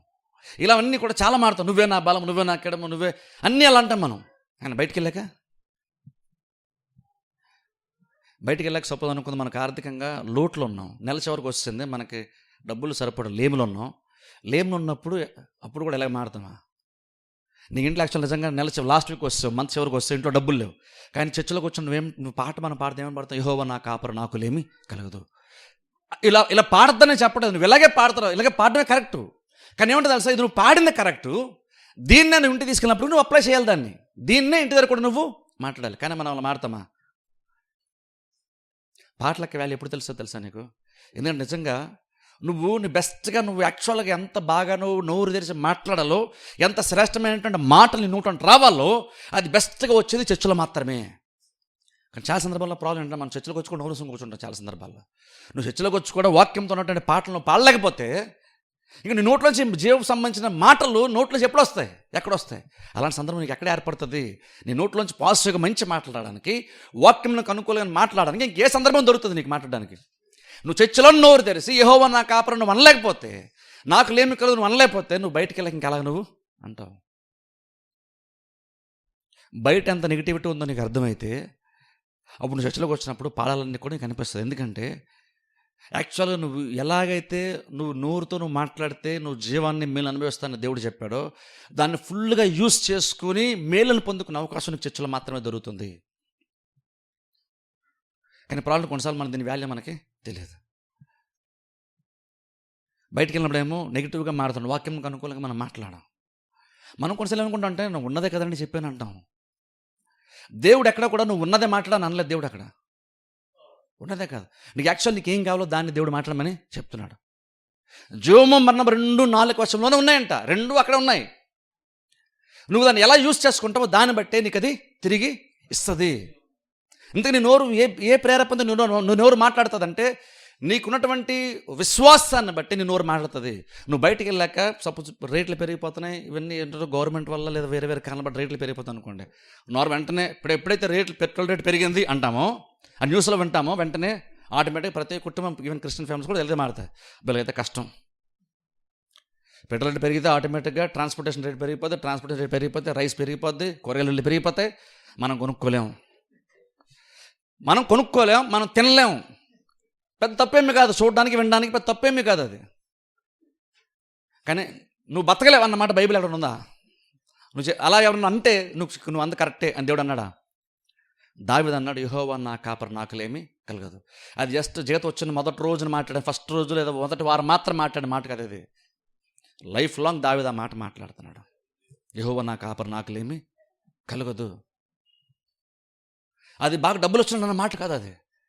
పడక చెప్పాలంటే దేవుడు ఉన్నాడు కాబట్టి నాకు లోటు ఉన్నా సరే నాకు ఏ లోటు యాక్చువల్గా ఉండదు, ఎందుకంటే దేవుడు నాకు కాపరిగా ఉన్నాడు. ఇది బైబిల్ చెప్తుంది. ఇలాగ మనం మాట్లాడాలి యాక్చువల్గా. కానీ మనం అంటాం రేట్లు పెరిగిపోయినాయి, ఇది ఇలా అయిపోయింది, అలా అయిపోయింది, అలా అయిపోయింది, మనం బతకమే కష్టం అన్నప్పుడు యాక్చువల్ లిటరల్గా నీకు తెలియట్లేదు. కానీ నువ్వు యాక్చువల్ నీ జీవితాన్ని నువ్వే శపించుకుంటున్నావు. అప్పుడు టైం వచ్చి నిజంగా నువ్వు బతలేవు, ఖచ్చితంగా నిజంగా నువ్వు కొనుక్కోలేవు, నిజంగా ఇంత ముందులాగా నువ్వు సమృద్ధిగా నువ్వు బతలేవు, ఇంత ముందులా నిజంగా కొనుక్కొని తృప్తిగా కడుపుండా నువ్వు భోజనం కూడా చేయలేవు. కానీ నువ్వు తెలియక నువ్వు అనుకుంటావంటే దానికి కారణం ఎవరెవరో అనుకుంటావు నువ్వు. కానీ దానికి కారణం ఎవరెవరో కాదు, దానికి కారణం నువ్వే. ఎందుకంటే నువ్వే ఇంతకుముందు అనేసావు, ఇంతకుముందు నువ్వే వెతిసేవనంటే ఎలాగైతే బతకలేను నువ్వు అంటున్నావు పలు సందర్భాల్లో. ఓ టైం వచ్చి నిజంగా నువ్వు అలాగన్నా బతకలేవు. ఎలా బతుకుతామండి? ఇప్పుడు కొంత ఏమనుకుంటాను, నార్మల్గా నేను చెప్పినప్పుడు అందరూ ఏమనుకుంటాను, ఆ పాస్టర్లకి ఉందండి చెప్పడం ఈజీనండి, చేయడమే చాలా కష్టం. బైబిల్ మీకు తెలుసా ఇది ఎలా సాధ్యం అని డౌట్ పడిన వాళ్ళకి కార్యజరణీయ జకర్యా ఎలిజబెత్లు ఉన్నారు. ఇది ఎలా జరుగుతుంది, ఇది ఎలా సాధ్యం అన్నాడు. జకర్యా యొక్క నోరుని దేవుడు ఏం చేశాడు? ఒకసారి ఎందుకు ముగించాడు? ఒకసారి ఆలోచించండి. ఎందుకు ముగించుంటాడు? దేవుడేమో యోహాన్ని భూమి పంపిద్దాం అంటున్నాడు మార్గాన్ని సిద్ధపరచడానికి. అది దేవుని యొక్క ఉద్దేశం, ఎప్పుడో దేవుడి యొక్క ప్లాన్ అది. దేవుడు వచ్చి ఆ మాట చెప్పినప్పుడు మరి అలాగా ఈయన కూడా యాక్చువల్గా ఏం చేయాలంటే, సరే ప్రభా నీ మాట చెప్పు నాకు జరుగునుగా అనాలి. ఎందుకంటే పాపం నేను కూడా చాలా కాలం ప్రార్థన చేస్తూ వచ్చాడు, పిల్లల కోసం ప్రార్థన చేస్తూ వచ్చాడు. టైం వచ్చినప్పుడు దేవుడు నీకు సరే నువ్వు ప్రార్థన నీ మనం వినబడింది, ఇక వచ్చాను నీ కుమారుడు కలుగుతాడని చెప్పినప్పుడు ఇది ఎలా జరుగుతుంది అని సందేహాన్ని వ్యక్తపరిచాడు. అప్పుడు దేవుడు కూడా ఏమనుకున్నాడంటే, నువ్వు ఇలాగ నెగిటివ్గా మాడితే నేను చేద్దామన్నా సరే నేను చేసే ప్రతిదాన్ని నువ్వు కేవలం నీ నోటి మాట ద్వారా అవిశ్వాసం ద్వారా నువ్వు దాన్ని పాడు చేసుకుంటావు. కాబట్టి నువ్వు మాట్లాడకుండా నోరు మూసుకుంటే బెటర్. కాబట్టి నీ నోరు కొంతకాలం పని అయ్యే వరకు నువ్వు నోరు మాటలానే మాట్లాడు. బహుశా అనిపిస్తుంది కొన్నిసార్లు కొంతమంది జీవితాలు మేలు జరగాలంటే దేవుడు అలా చేస్తే కొన్ని మేలు. అందుకంటే చూడండి, నార్మల్గా నువ్వు కొన్ని వాక్యం మాట్లాడద్దు, అట్లీస్ట్ ఏమంటుంది అసలు నువ్వు విశ్వాసం అనుకున్నప్పుడు, ఎంతో కొంత విశ్వాసం అన్నప్పుడు నువ్వు ప్రతిసారి నువ్వు ఇంట్లో కూడా యెహోవా నా కాపరి నువ్వు అనలేకపోవచ్చు. ఇట్లా అంటాను, ప్రాబ్లం వచ్చిన అట్లీస్ట్ నువ్వు నెగిటివ్ మాట్లాడుకుని నోరు మూసుకుంటే చాలు. కొంచెం త్వరగానో లేట్గానో కార్యం ఆటోమేటిక్గా దాని అంతా అదే జరిగిపోద్ది. పెద్దగా ప్రాబ్లం ఏమీ లేదు, నోటి మాట దేవుందండి అనుకుంటే జకర్యా నోరు మూయించాల్సిన అవసరం యాక్చువల్గా దేవుని యొక్క దూతకు లేదు. కానీ నోరు మూయించాడు అక్కడ. ఎందుకంటే నేను ఇలా చేద్దాం అనుకున్నాను, కానీ నువ్వు అలా చేయడం వల్ల అదే నోటి మాట కాదు, నీ విశ్వాసం నీ హృదయంలో అదే ఉంది, నువ్వు దాన్నే చెప్తున్నావు. అవిశ్వాసాన్ని నువ్వు కనపరుస్తున్నావు, అవిశ్వాసం కనపరచడం వల్ల నీ కార్యము జరగదు. కాబట్టి జకర్యా కొంతకాలం నువ్వు మాట్లాడవు. మళ్ళా ఓ టైం వచ్చినప్పుడు మాత్రమే మా నోరు ఆటోమేటిక్ పనిచేసింది. ఆలోచించండి, నోటి మాటకి ఎంత వాల్యూ ఉందో ఒకసారి ఆలోచించండి. ఇక్కడ యేసుక్రీస్తు ఆ చెట్టు జస్ట్ మాట్లాడారు అంతే. ఇలాగ నువ్వు ఎక్కడ నుండి ఎవరిని ఫలాలు తినకుందురు గాక అన్నారు యేసుక్రీస్తు. వెళ్ళిపోయారు. ఆ నెక్స్ట్ డే వస్తున్నప్పుడు అప్పుడు పేతురు దాన్ని చూశాడు. 24 hours తర్వాత పేతురు చూసి అంటున్నాడు, ప్రభువా, ఇప్పుడు పేతురు అంటున్నాడు, ప్రభువా నువ్వు శపించావు కదా అంటున్నాడు. ఇప్పుడు అంటున్నాడు అంటే అర్థం, ఒక రకంగా అర్థం ఏంటంటే నువ్వు శాపకరంగా నువ్వు మాట్లాడినా ఒకటే, ఇలా యేసుక్రీస్తు మాట్లాడి ఇలా మాట రెండు కూడా ఒకటే, రెండు ఒకటే. కాకపోతే శాపార్థంగా మాట్లాడితే మనకి వినడానికి కొంచెం అసహ్యంగా కొంచెం బాధగా ఉంటుంది అంతే. కానీ ఇలా నెగిటివ్ మాట్లాడినా సరే అది కూడా ఒక రకం శాపం లాంటిదే. ఎందుకంటే యేసుక్రీస్తు క్యాజువల్గా మాట్లాడి మనం అనుకుంటున్నాం. మనం చూడండి, ఇక్కడ యేసుక్రీస్తు అంజూరపు చెట్టుని శపించారని మనం అంటున్నప్పుడు, శపించారన్న మాట నార్మల్ బోధించినప్పుడు మనం ఎందుకంటామంటే యేసుక్రీస్తు చేసిన దాన్ని బట్టాను, పేతురు అన్న మాటను బట్టి క్రీస్తు శపించారని మనం అంటున్నాం. కానీ దేన్ని పేతురు శాపం అన్నాడు తెలుసా? నువ్వు ఎవరు నీ ఫలాలు తినరు, సింపుల్ ఒక మాట. ఆ చెట్టుతో మాట అన్నారు, కానీ దాన్ని పేతురు ఎలా కన్సిడర్ చేశాడంటే అది శాపం కదా. ఏది శాపం పేతురు అంటే, ఇక్కడ నుండి నీ ఫలాలు ఎవరు తినరు, అది శాపం అంట, అది శాపం. యేసుక్రీస్తు దాన్ని శపించారంట. ఇప్పుడు దాంట్లో ఒకసారి అది శాపం కిందకు వస్తే ఎన్నిసార్లు మనం మన లైఫ్ మీద మనమే శపించుకొని ఒకసారి ఆలోచించండి. బతికే వేస్ట్ అనుకున్నాం మనం, చిన్న చిన్న సమస్యలు వస్తే బతడమే వేస్ట్ అనుకున్నాం. కార్యాలు జరగవండి, వాళ్ళు మారరండి, వీళ్ళు మారరండి, కుటుంబాల వారు చర్చ రాలేదనుకోండి మారరండి అనేస్తాం మనమే. ఇప్పుడు చూడండి, అక్కడ యాక్చువల్ మనం తెలియకుండా మనం ఏం చేస్తామంటే, నువ్వే యాక్చువల్గా ఉన్నదాన్ని మార్చుకోవాల్సింది పోయి ప్రాబ్లం ఒకటి ముందు కనిపినప్పుడు దాన్ని రిపేర్ చేసుకోవడం మానేసి ఉన్నది మాట్లాడి ఇంకా నువ్వు ఆల్రెడీ ప్రాబ్లం ఉంటుంది, ఇంకా ఎక్కువ నువ్వు శాపానికి దాన్ని గురి చేస్తున్నావు, అది ఇంకా త్వరగా పాడైపోతుంది ఆ కార్యము. అలాగే యేసుక్రీస్తు నెక్స్ట్ డే వచ్చినప్పుడు పేతురు అన్నాడు, ప్రభువా నువ్వు చెప్పించింది జరిగింది అన్నప్పుడు అప్పుడు యేసుక్రీస్తు బోధిస్తారు, విశ్వాసం అప్పుడు బోధించారు. అప్పుడు బోధిస్తే యాక్చువల్ యేసుక్రీస్తు ఏమన్నా తెలుసా? యాక్చువల్ చదువుతాను చూడండి, అక్కడ యేసుక్రీస్తు ఏమన్నారు, 22 వచనం చదువుతాను చూడండి. లూకా సువార్త 11, మార్కు సువార్త 11:22. మార్కు 11:22. అందుకు యేసు వారితో ఇట్లా, నేను మీరు దేవుని యందు విశ్వాసం ఉంచుడి. ఇక్కడ చూడండి, మీరు దేవుని యందు విశ్వాసం ఉంచుడి. యాక్చువల్ దేవుని యందు విశ్వాసం ఉంచుడి, అదే ప్రభు మేము ఆల్రెడీ విశ్వాసం ఉంచా కదా నేను అనుసరిస్తున్నాం అని బహుశా అనుకుంటాం మేము. యాక్చువల్గా ఇక్కడ కొన్ని ఇంగ్లీష్ బైబిల్స్ ఎలా వస్తుందంటే దేవుని యందు విశ్వాసం ఉంచడానికి కాదు, ఇక్కడ యాక్చువల్లీ ఏం చెప్పారంటే నేను ఎలాంటి విశ్వాసాన్ని కనపరచాను అలాంటి విశ్వాసాన్ని మీరు కనపరచండి. హ్యావ్ ఫెయిత్ ఆఫ్ గాడ్ అని వస్తుంది, అంటే దేవుని లాంటి విశ్వాసం మీరు ఉంచండి అని అర్థం. అంటే ఏంటి, దేవుడు ఎలాంటి విశ్వాసంతో దేవుడు పనిచేస్తాడో అలాంటి విశ్వాసంతో మీరు కూడా ఉండాలి అని క్రీస్తు చెప్తున్నారు. అంటే రకం ఏమన్నారంటే, పేతురు నువ్వు ఏదైతే విశ్వాసం అని నువ్వు అనుకున్నది విశ్వాసము కాదు, నువ్వు ఏదైతే నీకు ఉండి విశ్వాసం అనుకున్నది యాక్చువల్ విశ్వాసమే కాదు పేతురు. ఎందుకంటే నీ విశ్వాసం అటువంటిది ఏ స్థాయిలో పనిచేస్తుందంటే, నేను చెప్పించినప్పుడు నువ్వు బహుశా ఆశ్చర్యపోయి ఉంటావు, కానీ ఈరోజు మళ్ళీ రిటర్న్ అవుతున్నప్పుడు 24 గంటల తర్వాత నువ్వు చూసిన తర్వాత అప్పుడు అంటున్నావు ఏమని, నువ్వు చెప్పింది నిజంగానే జరిగిందని నువ్వు ఇప్పుడు అంటున్నావు. కానీ నా విశ్వాసం ఎలాంటి తెలుసా, నేను చెప్పినప్పుడే నాకు తెలుసు, నేను చెప్పినప్పుడే నాకు అది తెలుసు. ఇన్ఫాక్ట్ ఇంకా చెప్పాలంటే అలా జరగాలనుకున్నాను కాబట్టి నేను దాన్ని అలా చెప్పాను. నేను ఏదో క్యాజువల్గా ఏదో ఒక మాట అనేసాను, అది జరుగుతుందో చూద్దాం అనుకుని అనలేదు, అది అలా జరగాలని అనుకున్నాను కాబట్టి నేను అలాగ మాట్లాడాను. అందుకనే పేతురు చూసినప్పుడు నెక్స్ట్ డే పేతురు అలా వస్తున్న శిష్యులు వస్తున్నప్పుడు పేతురుకి ఆశ్చర్యం కలిగింది, కానీ యేసుక్రీస్తుకి ఆశ్చర్యమే లేదు. అవును పేతురు నిజంగానే కదా అనలేదు యేసుక్రీస్తు, నిజంగానే జరిగింది కదా అని అనలేదు యేసుక్రీస్తు. యేసుక్రీస్తుకి అది ఆశ్చర్యం కలగలేదు, పేతురుకి ఆశ్చర్యం కలిగింది. ఎందుకని యేసుక్రీస్తు ఆశ్చర్యం కలగలేదంటే, యేసుక్రీస్తు అది చెప్తున్నప్పుడు ఆయన తెలుసు ఏమనంటే, నేను ఇది చెప్పినప్పుడు ఖచ్చితంగా అది జరుగుతుందని ఆయనకి తెలుసు. అందుకని ఆయన జరుగుతుందని తెలుసు కాబట్టి ఆయన చెప్పేసి ఆయన వెళ్ళిపోయారు. కానీ పేతురుకి ఆశ్చర్యం ఎందుకు కలిగిందంటే జరుగుతుందని పేతురు అనుకోలేదు. బహుశా అలా అంటున్నప్పుడు శిష్యులు విన్నారు, కానీ వాళ్ళ మైండ్లో అప్పుడేముందో మనకు తెలియదు. ఏంటి నేను ఎంతగా ప్రవర్తిస్తున్నాడు అనుకున్నారో, లేదా ఏంటి ఎలా మాట్లాడుతున్నాడు, ఇది ఎలా జరుగుతుంది అని అనుకున్నారు. మరి ఎందుకు ఏమనుకున్నారో తెలియదు. కానీ ఖచ్చితంగా అయితే ఆయన చెప్పినప్పుడు మాత్రము శిష్యులు విన్నారు, కానీ అది జరుగుతుందని మాత్రం వాళ్ళు యాక్చువల్గా అనుకోలేదని ఇక్కడ మనకు అర్థమవుతుంది. ఎందుకంటే పేతురుకి ఆశ్చర్యం కలిగింది. ఆశ్చర్యపడి అంటున్నాడు, ప్రభు నిజంగానే నువ్వు చెప్పినట్లుగానే జరిగింది. అప్పుడు వేసి అన్నారు, పేతురు దేవుని విశ్వాసం ఉంచిన అర్థం ఏంటో రకంగా చెప్పాలంటే, పేతురు నువ్వు ఇప్పుడు నమ్ముతున్నావు, ఏది నువ్వు చూసిన తర్వాత నేను శపించాను, 24 గంటల తర్వాత అది మీకు కళ్ళగా కనబడిన తర్వాత నువ్వు నమ్ముతున్నావు, నువ్వు చూసిన తర్వాత నువ్వు నమ్ముతున్నావు నువ్వు అది. కానీ నేనేమి చూడకమనిపోయి నేను నోరు తెరిచి మాట్లాడినప్పుడు నాకు తెలుసు జరుగుతుందని. నాకు బయటకి ఇంకేమీ కనబడలేదు, నాకు ఈ కళ్ళకి ఇంకేం కనబడలేదు, కానీ నాకు ఆల్రెడీ నేను లోపల మనోనేత్రాల్లో నేను చూశాను అది జరుగుతుందని. యాక్చువల్గా అదే కదా విశ్వాసం అంటే. విశ్వాసం అంటే ఏంటి? హెబ్రీ పత్రిక 11:1 విశ్వాసం అన్నది నిరీక్షింపబడి వాటికి నిజమైన స్వరూపము, అదృశ్యమైనది ఉంది అనడానికి రుజువు.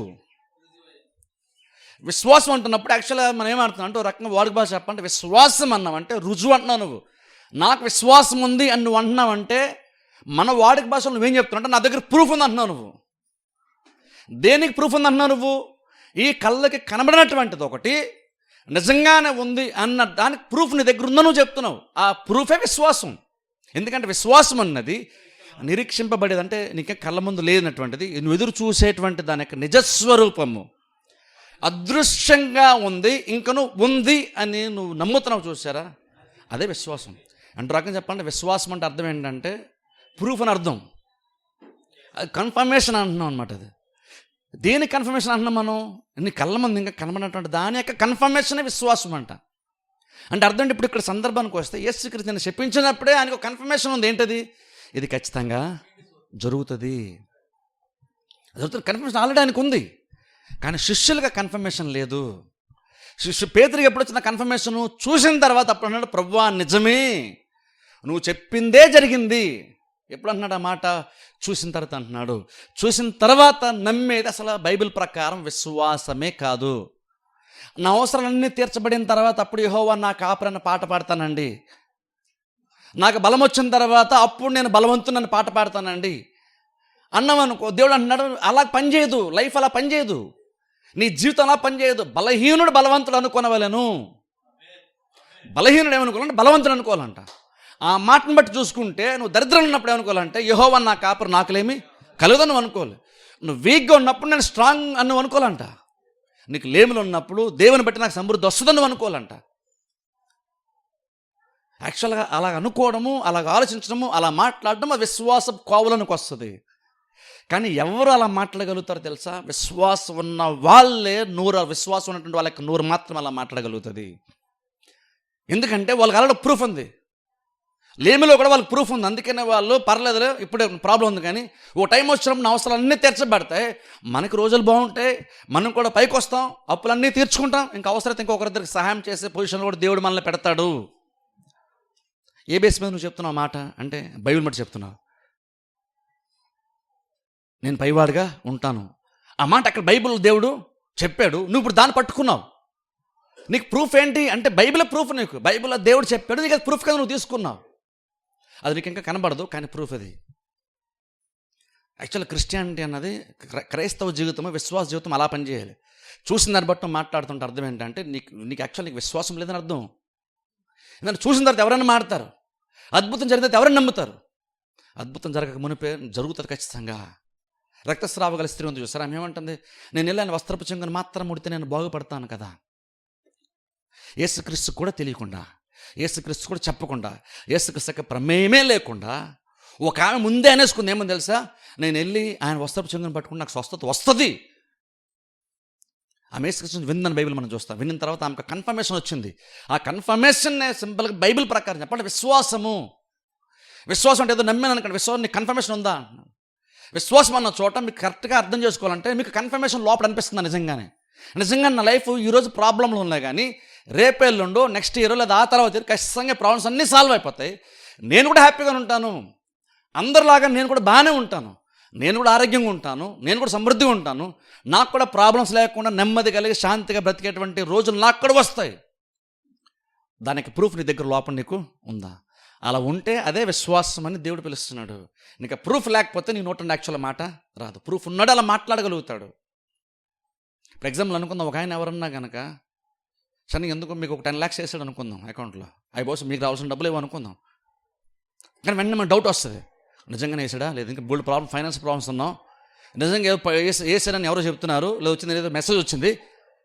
అప్పుల్లో ఉండే ప్రాబ్లమ్స్ ఉన్నటువంటి వాడికి నీ అకౌంట్లో 10 lakhs పడింది అనుకంటే వెంటనే నమ్మడం. నార్మల్గా మనం నమ్మం, ఎందుకంటే మనం గెస్ట్ చేస్తాను ఎక్స్పెక్ట్ చేయట్లేదు కాబట్టి నమ్మం మనం. కానీ మెసేజ్ వచ్చింది, అప్పుడు ఆ మెసేజ్ ఎంతవరకు మనం నడిపిస్తుంది అంటే కనీసం బ్యాంక్కి వెళ్ళి ఎంక్వైరీ చేద్దాం అన్నంత వరకు మనం నడిపిస్తుంది అది. సో మెసేజ్ మన నమ్మకం కలలేదు, కానీ ఎంత నమ్మకం వచ్చిందంటే కొంచెం నమ్మకం వచ్చింది. ఆ నమ్మకం ఏం చేసిందంటే బ్యాంక్ దగ్గరికి వెళ్ళి ఒకసారి ఎంక్వైరీ చేద్దాం అన్నంత వరకు వెళ్ళావు, కౌంటర్కి వెళ్ళావు, నీ అకౌంట్ నెంబర్ చెప్పావు, అడిగావు. అన్నప్పుడు వాళ్ళు అన్నారు నిజంగానే పడిందండి అన్నారు వాళ్ళు. అప్పుడు నువ్వు ప్రింట్అవుట్ తీసుకుంటావు, బ్యాంక్ స్టేట్మెంట్ ఏదో ఉంటుంది. ఆ బ్యాంక్ ఏదో ఉన్నప్పుడు అప్పుడు నీకు ఇంతకుముందు మెసేజ్ కంటే ఇప్పుడు కొంచెం ఎక్కువ నమ్మకం నీకు వచ్చింది. ఆ చిన్న విశ్వాసము అంటే మెసేజ్లాగా వచ్చిన దాన్ని నువ్వు బ్యాంక్ కూడా నేను నడిపించింది, నిజం అయ్యి ఉండొచ్చేమో కదా అని కన్ఫర్మేషన్ కొరకు నువ్వు నడిపించింది కొంతవరకు. అక్కడికి వెళ్ళాక బ్యాంకులోకి వెళ్ళాక వాడు నోరు తెరిసే మాట చెప్పాడు, పడిందండి అన్నాడు. అక్కడ బహుశా మనకు నమ్మకం రాదు, వాడు మిస్టేక్ చేశాడేమో, కరెక్ట్గా నా అకౌంట్ నెంబర్ చూసాడో వేరేది చూశాడు, ప్రింట్ తీయమంటాం, స్టేట్మెంట్ ఇస్తాడు. ఇప్పుడు చాలా వరకు నమ్మకం కాదు మనకి, ఇప్పుడు కన్ఫర్మేషన్ వచ్చేసింది. ఇప్పుడు మన దగ్గర డబ్బులు ఉన్నాయంటే డబ్బులు యాక్చువల్ మన దగ్గర లేవు, కానీ ఇప్పుడు మనకి నిజంగా ఏమన్నా ఆర్థిక ఇబ్బందులు ఉంటే ఈ 10 lakhs మన అకౌంట్ నిజంగా ఉంటే ఈ 10 lakhs ఉన్నదన్న నమ్మకాన్ని బట్టి ఇంకో 1,00,000 అప్పు చేస్తాం కావాలంటే. ఇప్పుడు మనం ఆ 10 lakhs మనం డ్రా చేసే లోపు ఇంకో 1,00,000 అప్పు తెచ్చుకుంటాం, ధైర్యంగా తెచ్చుకుంటాం. ఎందుకని? ప్రూఫ్ ఉంది ఇప్పుడు మన దగ్గర. ఈ ప్రూఫ్ ఏం చేస్తుంది? ఇప్పుడు బిహేవియర్ మార్చేసింది. ఇప్పుడు ఈ ప్రూఫ్ ఏం చేస్తుంది అంటే కొంచెం ధైర్యం ఇచ్చింది. ఇప్పుడు ఇంకో నీకు అప్పులు తీరిపోయినాయా? అప్పులు తీరలేదు. డబ్బులు నీ చేతికి వచ్చేసినాయా? చేతికి ఇంకా రాలేదు, కానీ ప్రూఫ్ ఉంది నీ దగ్గర, బ్యాంక్ స్టేట్మెంట్ ఉంది. బ్యాంక్ కూడా చెప్పాడు నీ దగ్గర నీ పేరున 10 లక్షలు పడిందని బ్యాంక్ కూడా చెప్పాడు. అది నీకు సంతోషాన్ని ఇస్తుంది, అది నీకు ఆనందాన్ని ఇస్తుంది, అది నీకు తలెత్తుకొని నిలబడేలాగా నీకు అది చేస్తుంది. నీ బిహేవియర్ని మారుస్తుంది, నీ బాడీ లాంగ్వేజ్ని అది మారుస్తుంది. ఎప్పుడు ఇంకా నీ చేతి డబ్బు రాకుండానే. ఎందుకని? డబ్బు రాకపోయినా ఎందుకంటే అంత సంతోషంగా ఉన్నావు అంటే ప్రూఫ్ ఉంది, చూసారా? ఈ ప్రూఫ్ చాలు. బ్యాంక్ కూడా కనుక నాకు అకౌంట్లో ఎంత ఉందని ప్రూఫ్ అది ఇచ్చాడంటే ఖచ్చితంగా నా దగ్గర ఉన్నట్టే, అది నా చేతులు ఇంక నువ్వు రాకపోయినా సరే నా పేరు ఉన్నట్టే ఖచ్చితంగా. కాదు, డ్రా చేసుకోవడానికి కొంత ప్రాసెస్ ఉంటుంది, కొంత టైం పడుతుంది బహుశా అంతే. కానీ ఈ ప్రూఫ్ ఏం చేస్తుందంటే నువ్వు లైఫ్ని వేరేగా చూసేట్లుగా నీకు ప్రూఫ్, బ్యాంక్ స్టేట్మెంట్ నీకు అది బిహేవియర్ని మారుస్తుంది, నీకు సంతోషాన్ని ఇస్తుంది. అమ్మే నా ప్రాబ్లమ్స్ అన్నీ సాల్వ్ అయిపోతాయిలే అనేటువంటి ఒక బిహేవియర్ని మారుస్తుంది, ఒక నూతన ఆలోచన నీకు అది ఇస్తుంది. ఎందుకని? నీ చేతి ఇంకా డబ్బులు రాలేదు కానీ ప్రూఫ్ ఉంది. ఆ ప్రూఫ్ ఉంది కాబట్టి సమస్యలు ఇంకా తీరకపోయినా సరే ప్రూఫ్ని బేస్ చేసుకొని తీరిపోయినట్లుగానే ప్రవర్తిస్తావు. కానీ తీరని టైం పడుతుంది. కానీ ప్రూఫ్ ఏముంటుందంటే ఖచ్చితంగా తీరిపోతాయి అన్న గ్యారంటీని ప్రూఫ్ నీకు ఇచ్చేసింది. ప్రూఫ్ ఇచ్చేసిన ప్రూఫ్ ఉంది కాబట్టి నీ బిహేవియర్ మారిపోయింది. ఇప్పుడు ప్రూఫ్ అంటే ఏమన్నావు? విశ్వాసమే ప్రూఫ్. ఇప్పుడు మనకి ప్రూఫ్ ఎక్కడి నుంచి వస్తుంది అంటే బైబిల్ నుంచి మనకి ప్రూఫ్ వస్తుంది. అందుకే చర్చ రావడం అంత ఇంపార్టెంట్, అందుకని చర్చకొచ్చి వాక్యం ఉండి అందుకే అంత ఇంపార్టెంట్ అన్నాను. యాక్చువల్ నువ్వు ఇక్కడ కూర్చొని వాక్యం వినేటప్పుడు కూడా దేవుడు ఒక రకంగా నీకు కన్ఫర్మేషన్ ఇస్తున్నాడు, కన్ఫర్మేషన్ ఇస్తున్నాడు. అందుకని ఎంత ఎక్కువగా వాక్యం వింటామో అంత ఎక్కువగా నీకు అదృశ్యమైనవి కనబడతాయి. ఎందుకంటే కొరింథీ పత్రికలో మనం చూసారా, అన్యులకైతే దేవుడు ఏవైతే సిద్ధపరిచాడో అవి కంటికి కనబడవు, చెవికి వినబడవు, మనుష్య హృదయానికి గోచరం కావు. కానీ మనకైతే దేవుడు వాటిని తన ఆత్మ ద్వారా బయలుపరుస్తాడట.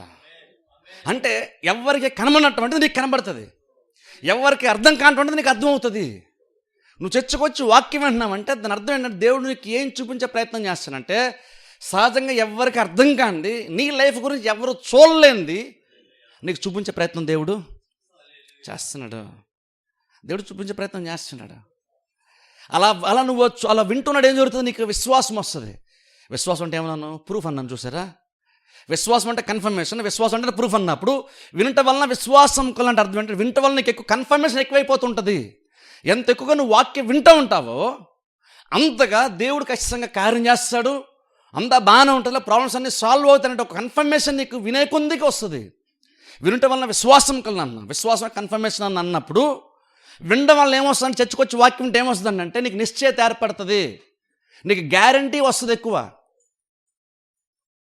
చర్చకొచ్చి అందుకే ఎంత ఎక్కువ వాక్యం వింటామో వినే కొలది నీకు గ్యారెంటీ అనేది ఏతుందో అది నీ అది యాక్చువల్గా నీకు నేచర్గా మారిపోద్ది. అది నీకు నువ్వు వాక్యం వింటా ఉంటే ఏమవుతుంది, కొంతకాలానికి ఆటోమేటిక్గా నీ కన్ఫర్మేషన్ ఊరికి ఈజీగా వచ్చేస్తుంటుంది. ఎందుకంటే నీకు అలవాటు అయిపోద్ది. అది అంటే ఈజీగా విశ్వాసం ఉంచగలుగుతావు, ఏది ఇంకా ఏమి చూడకుండానే.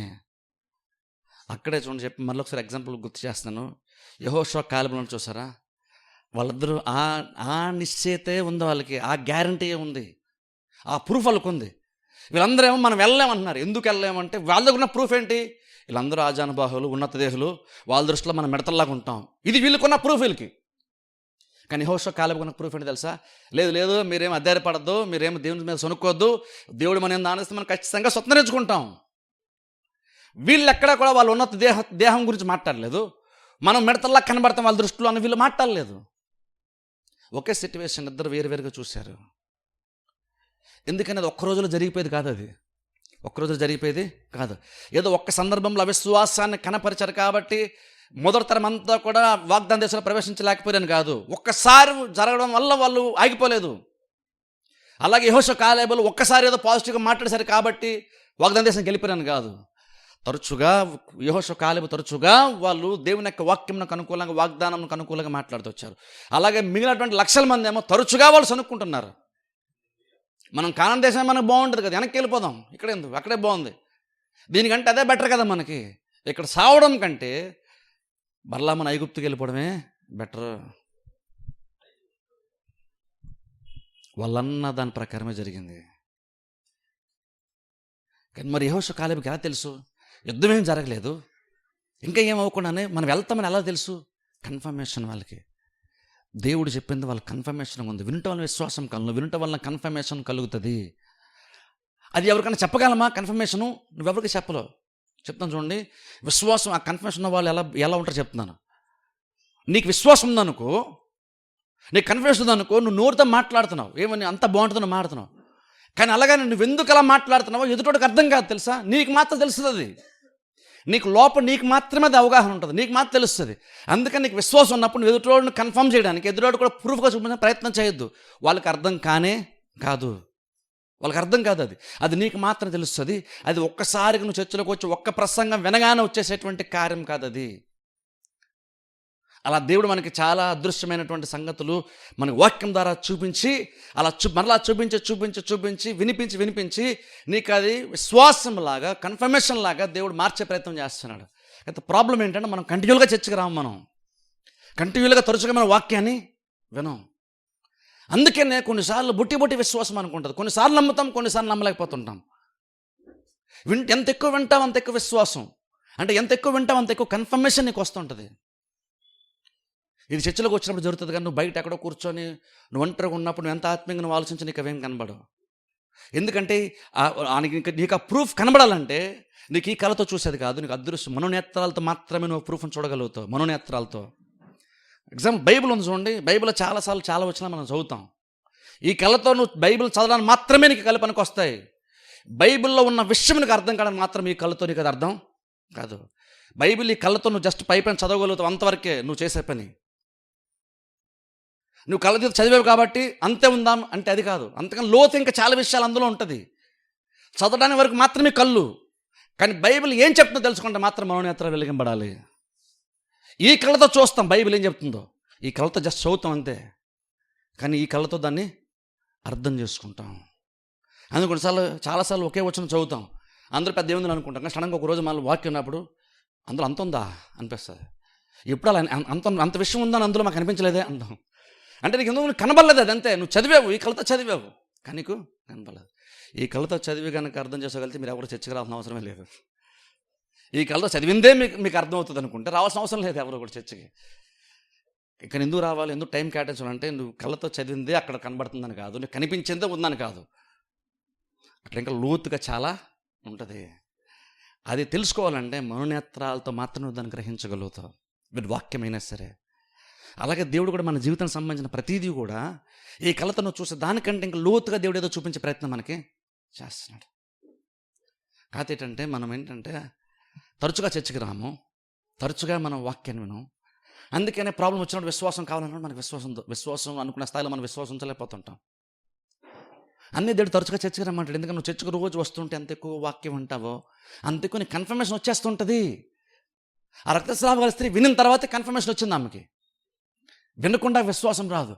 అప్పుడు అలాంటప్పుడు ఒక విశ్వాసం కనుక నేను చర్చికి వెళ్ళకుండా కూడా నేను విశ్వాసాలు ఉన్నాను అనుకున్నాడంటే ఎంత భ్రమలో బ్రతుకుతున్నట్టు ఆలోచించండి. వినకుండా నీకు ప్రూఫ్ ఎలా వస్తుంది? విశ్వాసం ఎలాగనా వస్తుంది? చూసిన తర్వాత నమ్మితే అది విశ్వాసం కాదు. ఇక్కడ పేతురు అంటున్నాడు, ప్రభువా నువ్వు చెప్పింది నిజంగానే జరిగింది కదా అన్నాడు.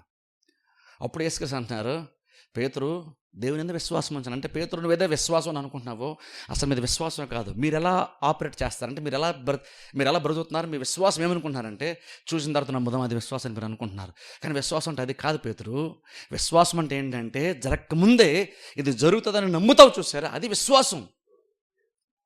ఇది జరుగుతుందన్న ప్రూఫ్ ఏది ఉంటుంది చూసావా, ఆ ప్రూఫే విశ్వాసం. అది నాకు నిన్నే ఉంది పేతురు, అది నా దగ్గర నిన్నే ఉంది. నువ్వేరో చూసాక నమ్ముతున్నావు, కానీ అది నాకు నిన్నే తెలుసు అని మాట్లాడుతున్నారు. ఇప్పుడు మనం అనుకుంటాం అందరూ చెప్పి యేసుకు సాక్షి అనుకోండి, ఏమనుకుంటామంటే ఓ యేసుక్రీస్తు నిజంగా దేవుడు అండి ఆయన చెప్పిన ప్రతిదీ జరిగిపోద్ది అనుకుంటాం. కానీ యేసుక్రీస్తు ఆ సందర్భాన్ని యూజ్ చేసుకొని మనందరికీ శ్రేష్టమైన విశ్వాసాన్ని బోధించారు. ఇప్పుడు చదువుతాం చూడండి ఒకసారి వచ్చినాము. పేతురు మాట అంతా క్రీస్తు అన్న మాట చదువుతాం చూడండి. ఎండిపోయినని అతనితో చెప్పినప్పుడు 22 వచ్చిన అందుకు యేసు వారితో ఇట్లా నేను మీరు దేవుని యందు విశ్వాసం ఉంచుడి.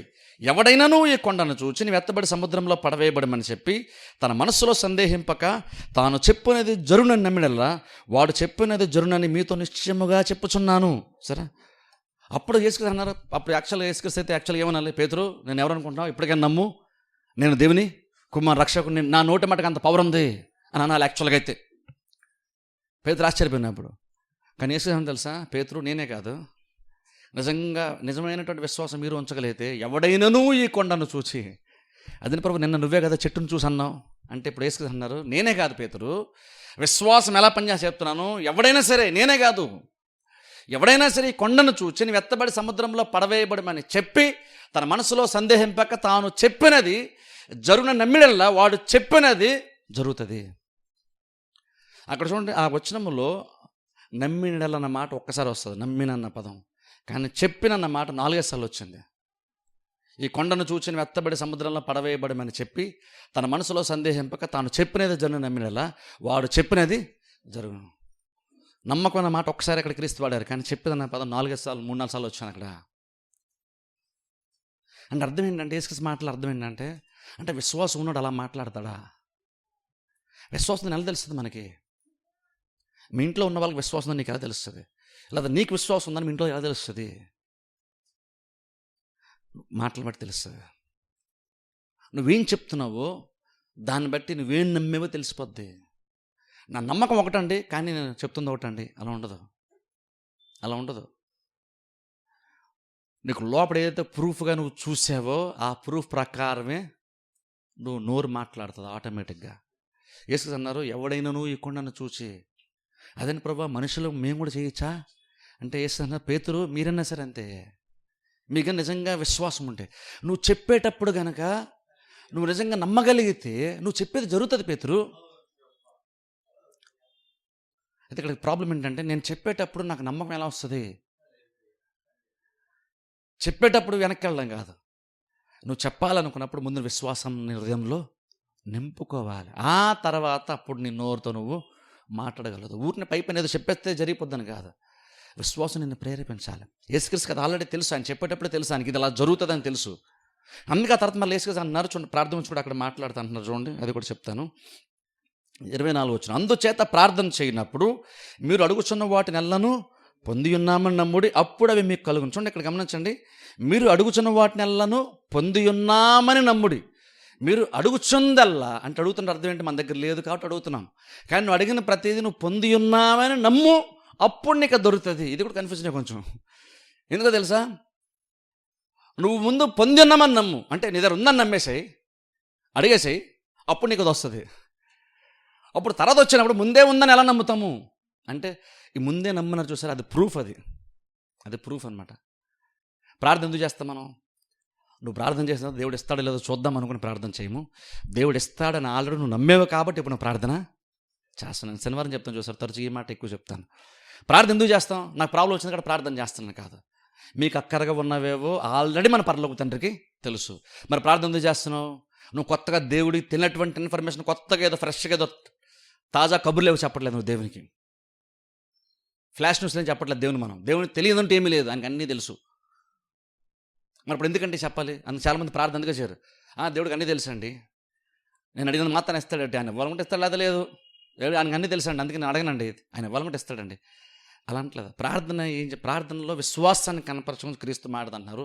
ప్రార్థనలో విశ్వాసాన్ని ఎలా కనపరుస్తామంటే, నువ్వు ప్రార్థించడం మునిపే నువ్వు ఆల్రెడీ ఏమని నమ్ముతావు అంటే, నేను అడిగినప్పుడు దేవుడు నాకు అది ఇస్తాడు. నేను యాక్చువల్ ఎందుకు అడుగుతున్నానంటే, నాకు అవసరమైంది ఆల్రెడీ దేవుని దగ్గర అది ఉంది.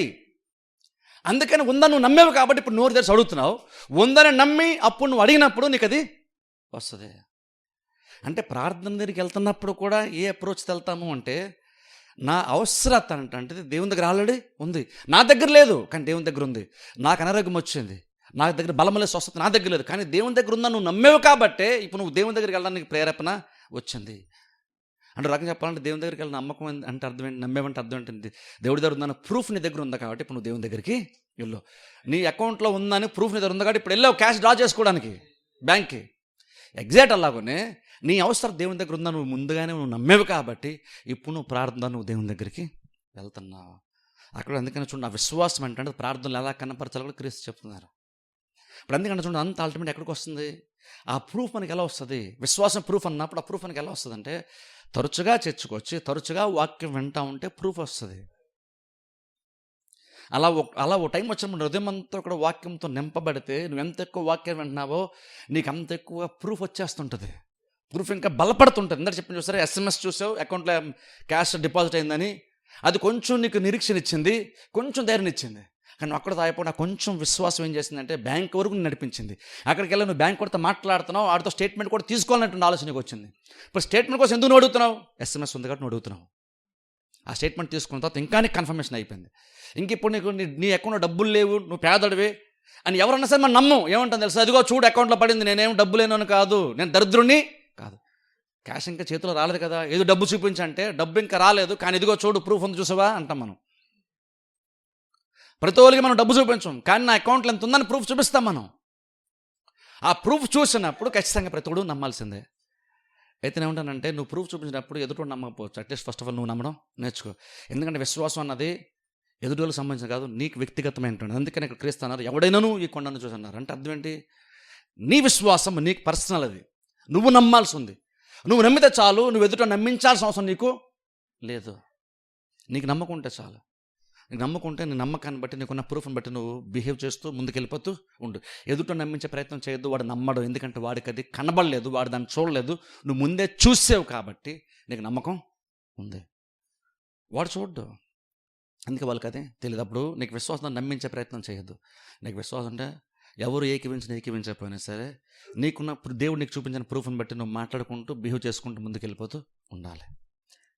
అలా ఎంత ఎక్కువ వాక్యం వింటావు అంత ఎక్కువ నీకు కన్ఫర్మేషన్ వస్తుంది. తెలుసా? ఏముంటుంది తెలుసా? నువ్వు ధైర్యంగా జీవించడానికి, బ్రతకడానికి, తలెత్తుకుని బ్రతకడానికి నీ పరిస్థితి పూర్తిగా మారాల్సిన అవసరం లేదు. నీకు జస్ట్ ప్రూఫ్ ఉంటే చాలు, నీ బిహేవియర్ మారిపోద్ది. ప్రూఫ్ ఉంటే చాలు. నువ్వు కార్యం జరిగే వరకు నువ్వు ఆలోచించాల్సిన అవసరం. నీకు ప్రూఫ్ ఉందా? ప్రూఫ్ ఉంటే నువ్వు ఈ రోజు నువ్వు తలెత్తుకుని తిరుగుతావు, నువ్వు నడుస్తావు. ప్రూఫ్ ఉంటే క్యాష్ చేతి రావాల్సిన అవసరం లేదు. ప్రూఫ్ ఉంది కాబట్టి నీ బిహేవియర్ మారిపోద్ది. ఇప్పుడు ఎవరు కూడా నీ గురించి తక్కువగా మాట్లాడడానికి వీలు ఇప్పుడు లేదు. నువ్వు పేదలు నన్ను వీలు లేదు, నీకు నువ్వేం సంపాదించలేకపోతున్నావు నన్ను వీలు లేదు, నీకు డబ్బు లేదన్న వీలు లేదు. ఎందుకంటే నీ దగ్గర ప్రూఫ్ ఉంది. ఆ ప్రూఫ్ ఫస్ట్ ఆఫ్ ఆల్ నీ బిహేవియర్ని మార్చేస్తుంది. ఆ తర్వాత మిగిలింది అంటే అర్థం అంటే, ఒక వాక్యం వింటూ ఉంటే నువ్వు ఇంటికి వెళ్ళాక నువ్వు ఆనందించు, ప్రాబ్లమ్స్ ఇంకా సాల్వ్ అయిపోయినా సరే పర్లేదు, ఒక దినాన్ని నాకు కూడా ప్రాబ్లమ్స్ సాల్వ్ అయిపోతాయి, నేను కూడా తక్కువ ఇంకా దేవుడు నన్ను కూడా ఆశీర్వదిస్తాడు, నన్ను పైకి తీసుకొస్తాడు అని ఎప్పుడైతే నీకు లోపల ప్రూఫ్ వచ్చేసిందో, అంటే విశ్వాసం వచ్చేసిందో, ఇంకా కార్యం మారకముందే నీ బిహేవియర్ మారిపోతుంది. ఫస్ట్ ఆఫ్ ఆల్ నువ్వు రియాక్షన్ సంతోషిస్తావు, ధైర్యంగా ఉంటావు, హ్యాపీగా బ్రతుకుతావు, ప్రాబ్లమ్ సాల్వ్ అవ్వకుండా కూడా. ఎందుకని? నీ దగ్గర ప్రూఫ్ ఉంది. ఆ ప్రూఫే వాక్యము. ఇది ఎంత ఎక్కువ వింటాం అంత ఎక్కువగా మనకిది వచ్చేస్తుంది. అందుకంటే చూడండి, తరచుగా చర్చకి రావడం అందుకంత ఇంపార్టెంట్ అన్నాను నేను. తరచుగా చర్చకి రావడం అందుకంత ఇంపార్టెంట్. కాదు, చాలా సందర్భాల్లో పాస్టర్స్ ఏంటంటే చర్చకి రండి వాక్యం చెప్పినప్పుడు ఏమనుకుంటారంటే, పాస్టర్లు నిండుగా జనాలు కనబడితే వాళ్ళు హుషారు ఎక్కువ వస్తే అప్పుడు బాగా వాక్యం చెప్తారు అనుకుంటారు. కొంతమందికి జనాలు ఎక్కువ కనబడితే హుషారుగా వాక్యం చెప్తారు. ఇక్కడ అలాగనా? నా దగ్గర అలా కాదు. ఒకరున్నా హ్యాపీగా వినేవాడు ఒకడున్నా సరే చాలా హ్యాపీగా వాక్యం చెప్పుకుంటాను. నాకు ఎంత ఎక్కువ మంది వచ్చారు తక్కువ మంది వచ్చారు అన్నది నాకైతే డిఫరెన్స్ ఉండదు. నాకు అసలు నిజంగా చెప్తాను, నాకు డిఫరెన్స్ ఉండదు. కాబట్టి నేను చర్చికి రప్పించుకోవడం కోసం ప్రయత్నం చేయట్లేదు, మీకు ఆ నిశ్చయత రప్పించడం కోసం నేను ప్రయత్నం చేస్తున్నాను. దేవుడు ఇక్కడ నిశ్చయత అందరికి ఇస్తున్నాడు, వచ్చిన వాళ్ళు నిశ్చయత ఇచ్చే ప్రయత్నం చేస్తున్నాడు. ఇక్కడ నీకు ప్రూఫ్ దొరుకుతుంది. ముందు పరిస్థితులు మారక మునిపే మారుతున్నటువంటి రుజువును తీసుకుని వెళ్ళి ఇక్కడికి వచ్చి నువ్వు ఆ రుజువు ఇక్కడ దేవుడు వాక్యం ద్వారా ఇస్తాడు. అది ఎంత ఎక్కువ వింటూ ఉంటావో రుజువు అంత ఎక్కువగా బలపరచబడతా ఉంటుంది. అంటే ఇప్పుడు ఏం చేయాలి నువ్వు? వాక్యం పట్ల నీకు కమిట్మెంట్ ఉండాలి. వాక్యం ఏంటంటే వాక్యం మీద నీకు ఆసక్తి ఉండాలి. నేను వాక్యాన్ని నమ్మాలి, వాక్యం కోసం నేను వెళ్ళాలి చర్చికి అనేటువంటి ఒక ఆశ నీకు రావాలి నీకు అది. కానీ ప్రాబ్లం అంటే మనం చర్చకు వస్తాం కానీ వాక్యం మీద మనకు అంత కమిట్మెంట్ ఉండదు, వాక్యం మీద మనకు అంత ఇంట్రెస్ట్ ఉండదు. ఏదో సండే చర్చికి వెళ్ళాలి కదా, చర్చికి వెళ్దాం, ఏదో కాసేపు వినాలి కదా, విందాం అనుకుంటున్నాం. కానీ ఈ వాక్యం వింటూ ఉంటే నా పరిస్థితులు మారక మునిపే ఫస్ట్ ఆఫ్ ఆల్ దేవుడు నాకు ముందు ధైర్యం ఇచ్చేస్తాడు. యుద్ధంలో గెలక మునిపే నేను గెలుస్తానని ధైర్యం నాకు ఇచ్చేస్తాడు. యెహోషువ కాలేబుకి ఇచ్చినట్టుగా నేను ఇంకా వాగ్దానం అడుగు పెట్టక మునిపే నేను ఖచ్చితంగా అడుగు పెడతానంటువంటి ఒక ధైర్యాన్ని దేవుడు నాకు ముందే ఇచ్చేస్తాడు. అప్పుడు అందరూ భయపడతారు, నేను భయపడను. అందరూ మూడఫ్ అయిపోతారు, నేను మూడఫ్ అవ్వను. అందరూ బాధపడతారు, నేను బాధపడను. ఎందుకంటే నా దగ్గర ప్రూఫ్, నాకు సరిపోయినంత ప్రూఫ్ నా దగ్గర ఉంది. ఆ ప్రూఫ్తో నేను హ్యాపీగా బ్రతికేస్తాను. పరిస్థితుల తర్వాత టైం వచ్చినా మారుతాయి, కానీ ముందు నేను ధైర్యంగా నేను బ్రతికేస్తాను. ఆ ప్రూఫ్ నీకు ఎలా వస్తుంది? నువ్వు చర్చకొచ్చి వాక్యం వినేటప్పుడే ప్రూఫ్ నీకు వస్తుంది. ఏంటంటే వాక్యం మీద మనకు అంత కమిట్మెంట్ ఉండాలంటాను. కాకపోతే ప్రాబ్లం ఏంటంటే మనము అన్నీ చేస్తాం కానీ వాక్యాన్ని మనం పెద్దగా నమ్మడానికి ఇష్టపడం, వాక్యం మీద మైండ్ పెట్టడానికి ఇష్టపడం. వాక్యంలో ఉంది కాబట్టి ఖచ్చితంగా నమ్ముదాం అని వాక్యాన్ని లైఫ్లో మనం గనపరచం, వాక్యాన్ని ఆధారం చేసుకోం, వాక్యాన్ని నమ్మడానికి ఇష్టపడం పెద్దగా. ఏదో వినాలి కదా, కృష్ణ కదా విందాం అనుకుంటాం. మనం ఎక్కడికైనా చూడండి, ఎక్కడికైనా ప్రయాణం చేసేటప్పుడు బస్ టికెట్ బుక్ చేసుకుంటాం, లేదా ట్రైన్ టికెట్ బుక్ చేసుకుంటాం. ట్రైన్ టికెట్ బుక్ చేసుకున్నప్పుడు నువ్వు టికెట్ తీసుకున్న వెంటనే యాక్చువల్గా నువ్వేం చెప్తున్నావు? నువ్వు టికెట్ బుక్ చేసుకున్న అంటే ఏం చెప్తున్నావు? నాకు ఆ బస్ మీద లేదా ట్రైన్ మీద, ఆ ట్రైన్ నడిపేటువంటి డ్రైవర్ మీద నాకు అంత నమ్మకం ఉంది, నన్ను సేఫ్గానే వాడు తీసుకెళ్తే నమ్మకం నాకు ఉందా. నువ్వు టికెట్ తీసుకున్నప్పుడే నువ్వు చెప్తున్నట్టుగా ఒక రకంగా నువ్వు కదా, అవునా కదా? నేను టికెట్ తీసుకున్న తర్వాత నేను బస్సు ఎక్కడికి వెళ్దాం అనుకున్నాను, బస్ టికెట్ బుక్ చేసుకున్నాను. తీరా బస్సు ఎక్క ముందు డ్రైవర్ని ఒకసారి చెక్ చేసి 10 సార్లు చూసి నాకు సరిగ్గా తీసుకెళ్తారు లేదో, డ్రైవర్ దగ్గరికి వెళ్ళి నువ్వు డ్రింక్ చేసావా, నువ్వు ఫిజికల్ ఫిట్గా ఉన్నావా, బండి ఫిట్గా ఉందా అడుగుతాం మనం, అడగం. టికెట్ కొన్నప్పుడు ఏం చేస్తాం అంటే యాక్చువల్గా చెప్పండి, నిజంగా చెప్పాలంటే ప్రాక్టికల్గా నీ జీవితం తీసుకెళ్ళి చేతిలో పెట్టావు, డ్రైవర్ చేతిలో పెట్టావు. నువ్వు రియల్గా మనం ఏం చేస్తామంటే నువ్వు బస్సు ఎక్కినప్పుడు, ట్రైన్ ఎక్కినప్పుడు, లేదా ఫ్లైట్ ఎక్కినప్పుడు నువ్వు టికెట్ కొనుక్కొని ఎక్కేవంటేనే ప్రూఫ్ ఏంటంటే నువ్వు ఖచ్చితంగా నువ్వు డ్రైవర్ని చెక్ చేయకుండా నువ్వు డ్రైవర్ నమ్మావు. ఏదో నీ లైఫ్తో నువ్వు నమ్మావు, నువ్వు నన్ను సేఫ్గా తీసుకుని గమ్యాన్ని చేరుతాడు నువ్వు నమ్మావు డ్రైవర్ని. ఏది అసలు నీకు ఆయన ఎవరో కూడా తెలియదు, ఆయన హ్యాబిట్స్ ఏంటో నీకు తెలియదు, కానీ గుడ్డుగా నమ్మాం అక్కడ. మరి నమ్మి 12 hours 15 hours బస్సులో ట్రైన్లో జర్నీ చేస్తాం, హ్యాపీగా బస్సు ఎక్కని పొడుగుపోతాం, ధైర్యంగా ఉంటాం, ఏమని సేఫ్గానే తీసుకెళ్తాడని. మరొక మనిషి, ఆ మనిషి ఎలా ఉంటాడో మనకు తెలియదు, ఆ వెహికల్ యొక్క ఫిట్నెస్ ఏంటో మనకు తెలియదు, అవేం మనకు తెలియదు. కానీ తెలియకుండా ఆటోమేటిక్గా ప్రాక్టికల్ మనం తెలియకుండా విశ్వాసాన్ని కనపరిచేసి మన లైఫ్ని తీసుకెళ్ళి ఆయన చేతిలో పెట్టేస్తాం. అలాగే ఫ్లైట్ ఎక్కినంతే అలా చేస్తాం. కానీ ప్రాబ్లం ఏంటంటే వాక్యం దగ్గరికి వస్తారు మాత్రం మనకు డౌట్ ఎక్కువ వచ్చేస్తుంది. బయట అంతా బాగానే నమ్ముతాం, ఇక్కడికి వస్తారు మాత్రం వాక్యాన్ని నమ్ము. కానీ దేవుడు అబద్ధం ఆడతాడా? దేవుడు అసలు ఆ మాట తప్పిందే లేదు. ఆయన అబద్ధం ఆడడానికి ఆయన మనుష్యుడు కాదు. మనం ఆఫ్టర్ ఒక డ్రైవర్ నమ్మాము, రాత్రి అంతా ఆ డ్రైవర్ నమ్ముకొని నిద్రపోయి జర్నీ చేసేస్తున్నాం ఏం జరగదు అనుకొని. కానీ దేవుని దగ్గరికి వస్తారు మాత్రం మన వాక్యం మీద చాలా చాలా డౌట్ వచ్చేస్తుంటుంది. జరుగుతుందా లేదా డౌట్. పాస్టర్ గారు అలా చెప్పాలి కాబట్టి వాళ్ళు చెప్తారులేండి వాళ్ళు అనుకుంటాం. కానీ పాస్టర్లు ఎవరు ఇలా చెప్పాలి కానీ చెప్పింది కాదు, బైబిల్ ఉంది కాబట్టి పాస్టర్స్ అలాగనా చెప్తారు. పాస్టర్ గారి నమ్మకం ఉండాలి, వినేవాళ్ళు కూడా నమ్మకమే ఉండాలి. అప్పుడు వాక్యం మీద ఆ మాత్రం కమిట్మెంట్ మనకి లేకపోతే నిశ్చయత మనకి రాదు. నిశ్చయత రాకపోతే నీకు ధైర్యము రాదు. ధైర్యం రాకపోతే నీ పరిస్థితులు ఖచ్చితంగా మారు, నీ నోటి మాట కూడా మారుతావు. అప్పుడు ఎలాగైనా చెప్పిస్తూ కూర్చుంటాం. పెద్దగా చెప్పించడం వేరే ఇంకేం కాదు. ఎలా అయితే బతకలేము, మన పిల్లలు బతలేరు, మనం బతలేం, ఎలాగైతే మన పని అయిపోయినట్టే. మనకెవరు సపోర్ట్ చేస్తారు? ఇవన్నీ నార్మల్గానే ప్రతి క్రిస్టియన్ ఇంట్లో వచ్చే మాటలు ఇవన్నీ కూడా. మనకెవరు సపోర్ట్ చేస్తారు? ఎవరున్నారండి మనకు సపోర్ట్ చేసేవాళ్ళు? అప్పుడు దేవుడు గుర్తురాదు నీకు. అప్పుడు చర్చలకు వచ్చినప్పుడు ప్రభు నీవే నా బలం, నీవే నా కోట, నీవే నా దుర్గం అంటున్నాం, మనం నీవే నా ఆశ్చర్యం అంటున్నాం. చర్చలో కూడా అన్నిసార్లు ప్రభు నువ్వే నువ్వే నువ్వే అంటున్నాం, కానీ ఇంటికి వెళ్ళినప్పుడు మాత్రం ప్రాబ్లం ఫేసెస్ మాత్రం మనకెవరు సపోర్ట్ ఉంది అంటున్నాం.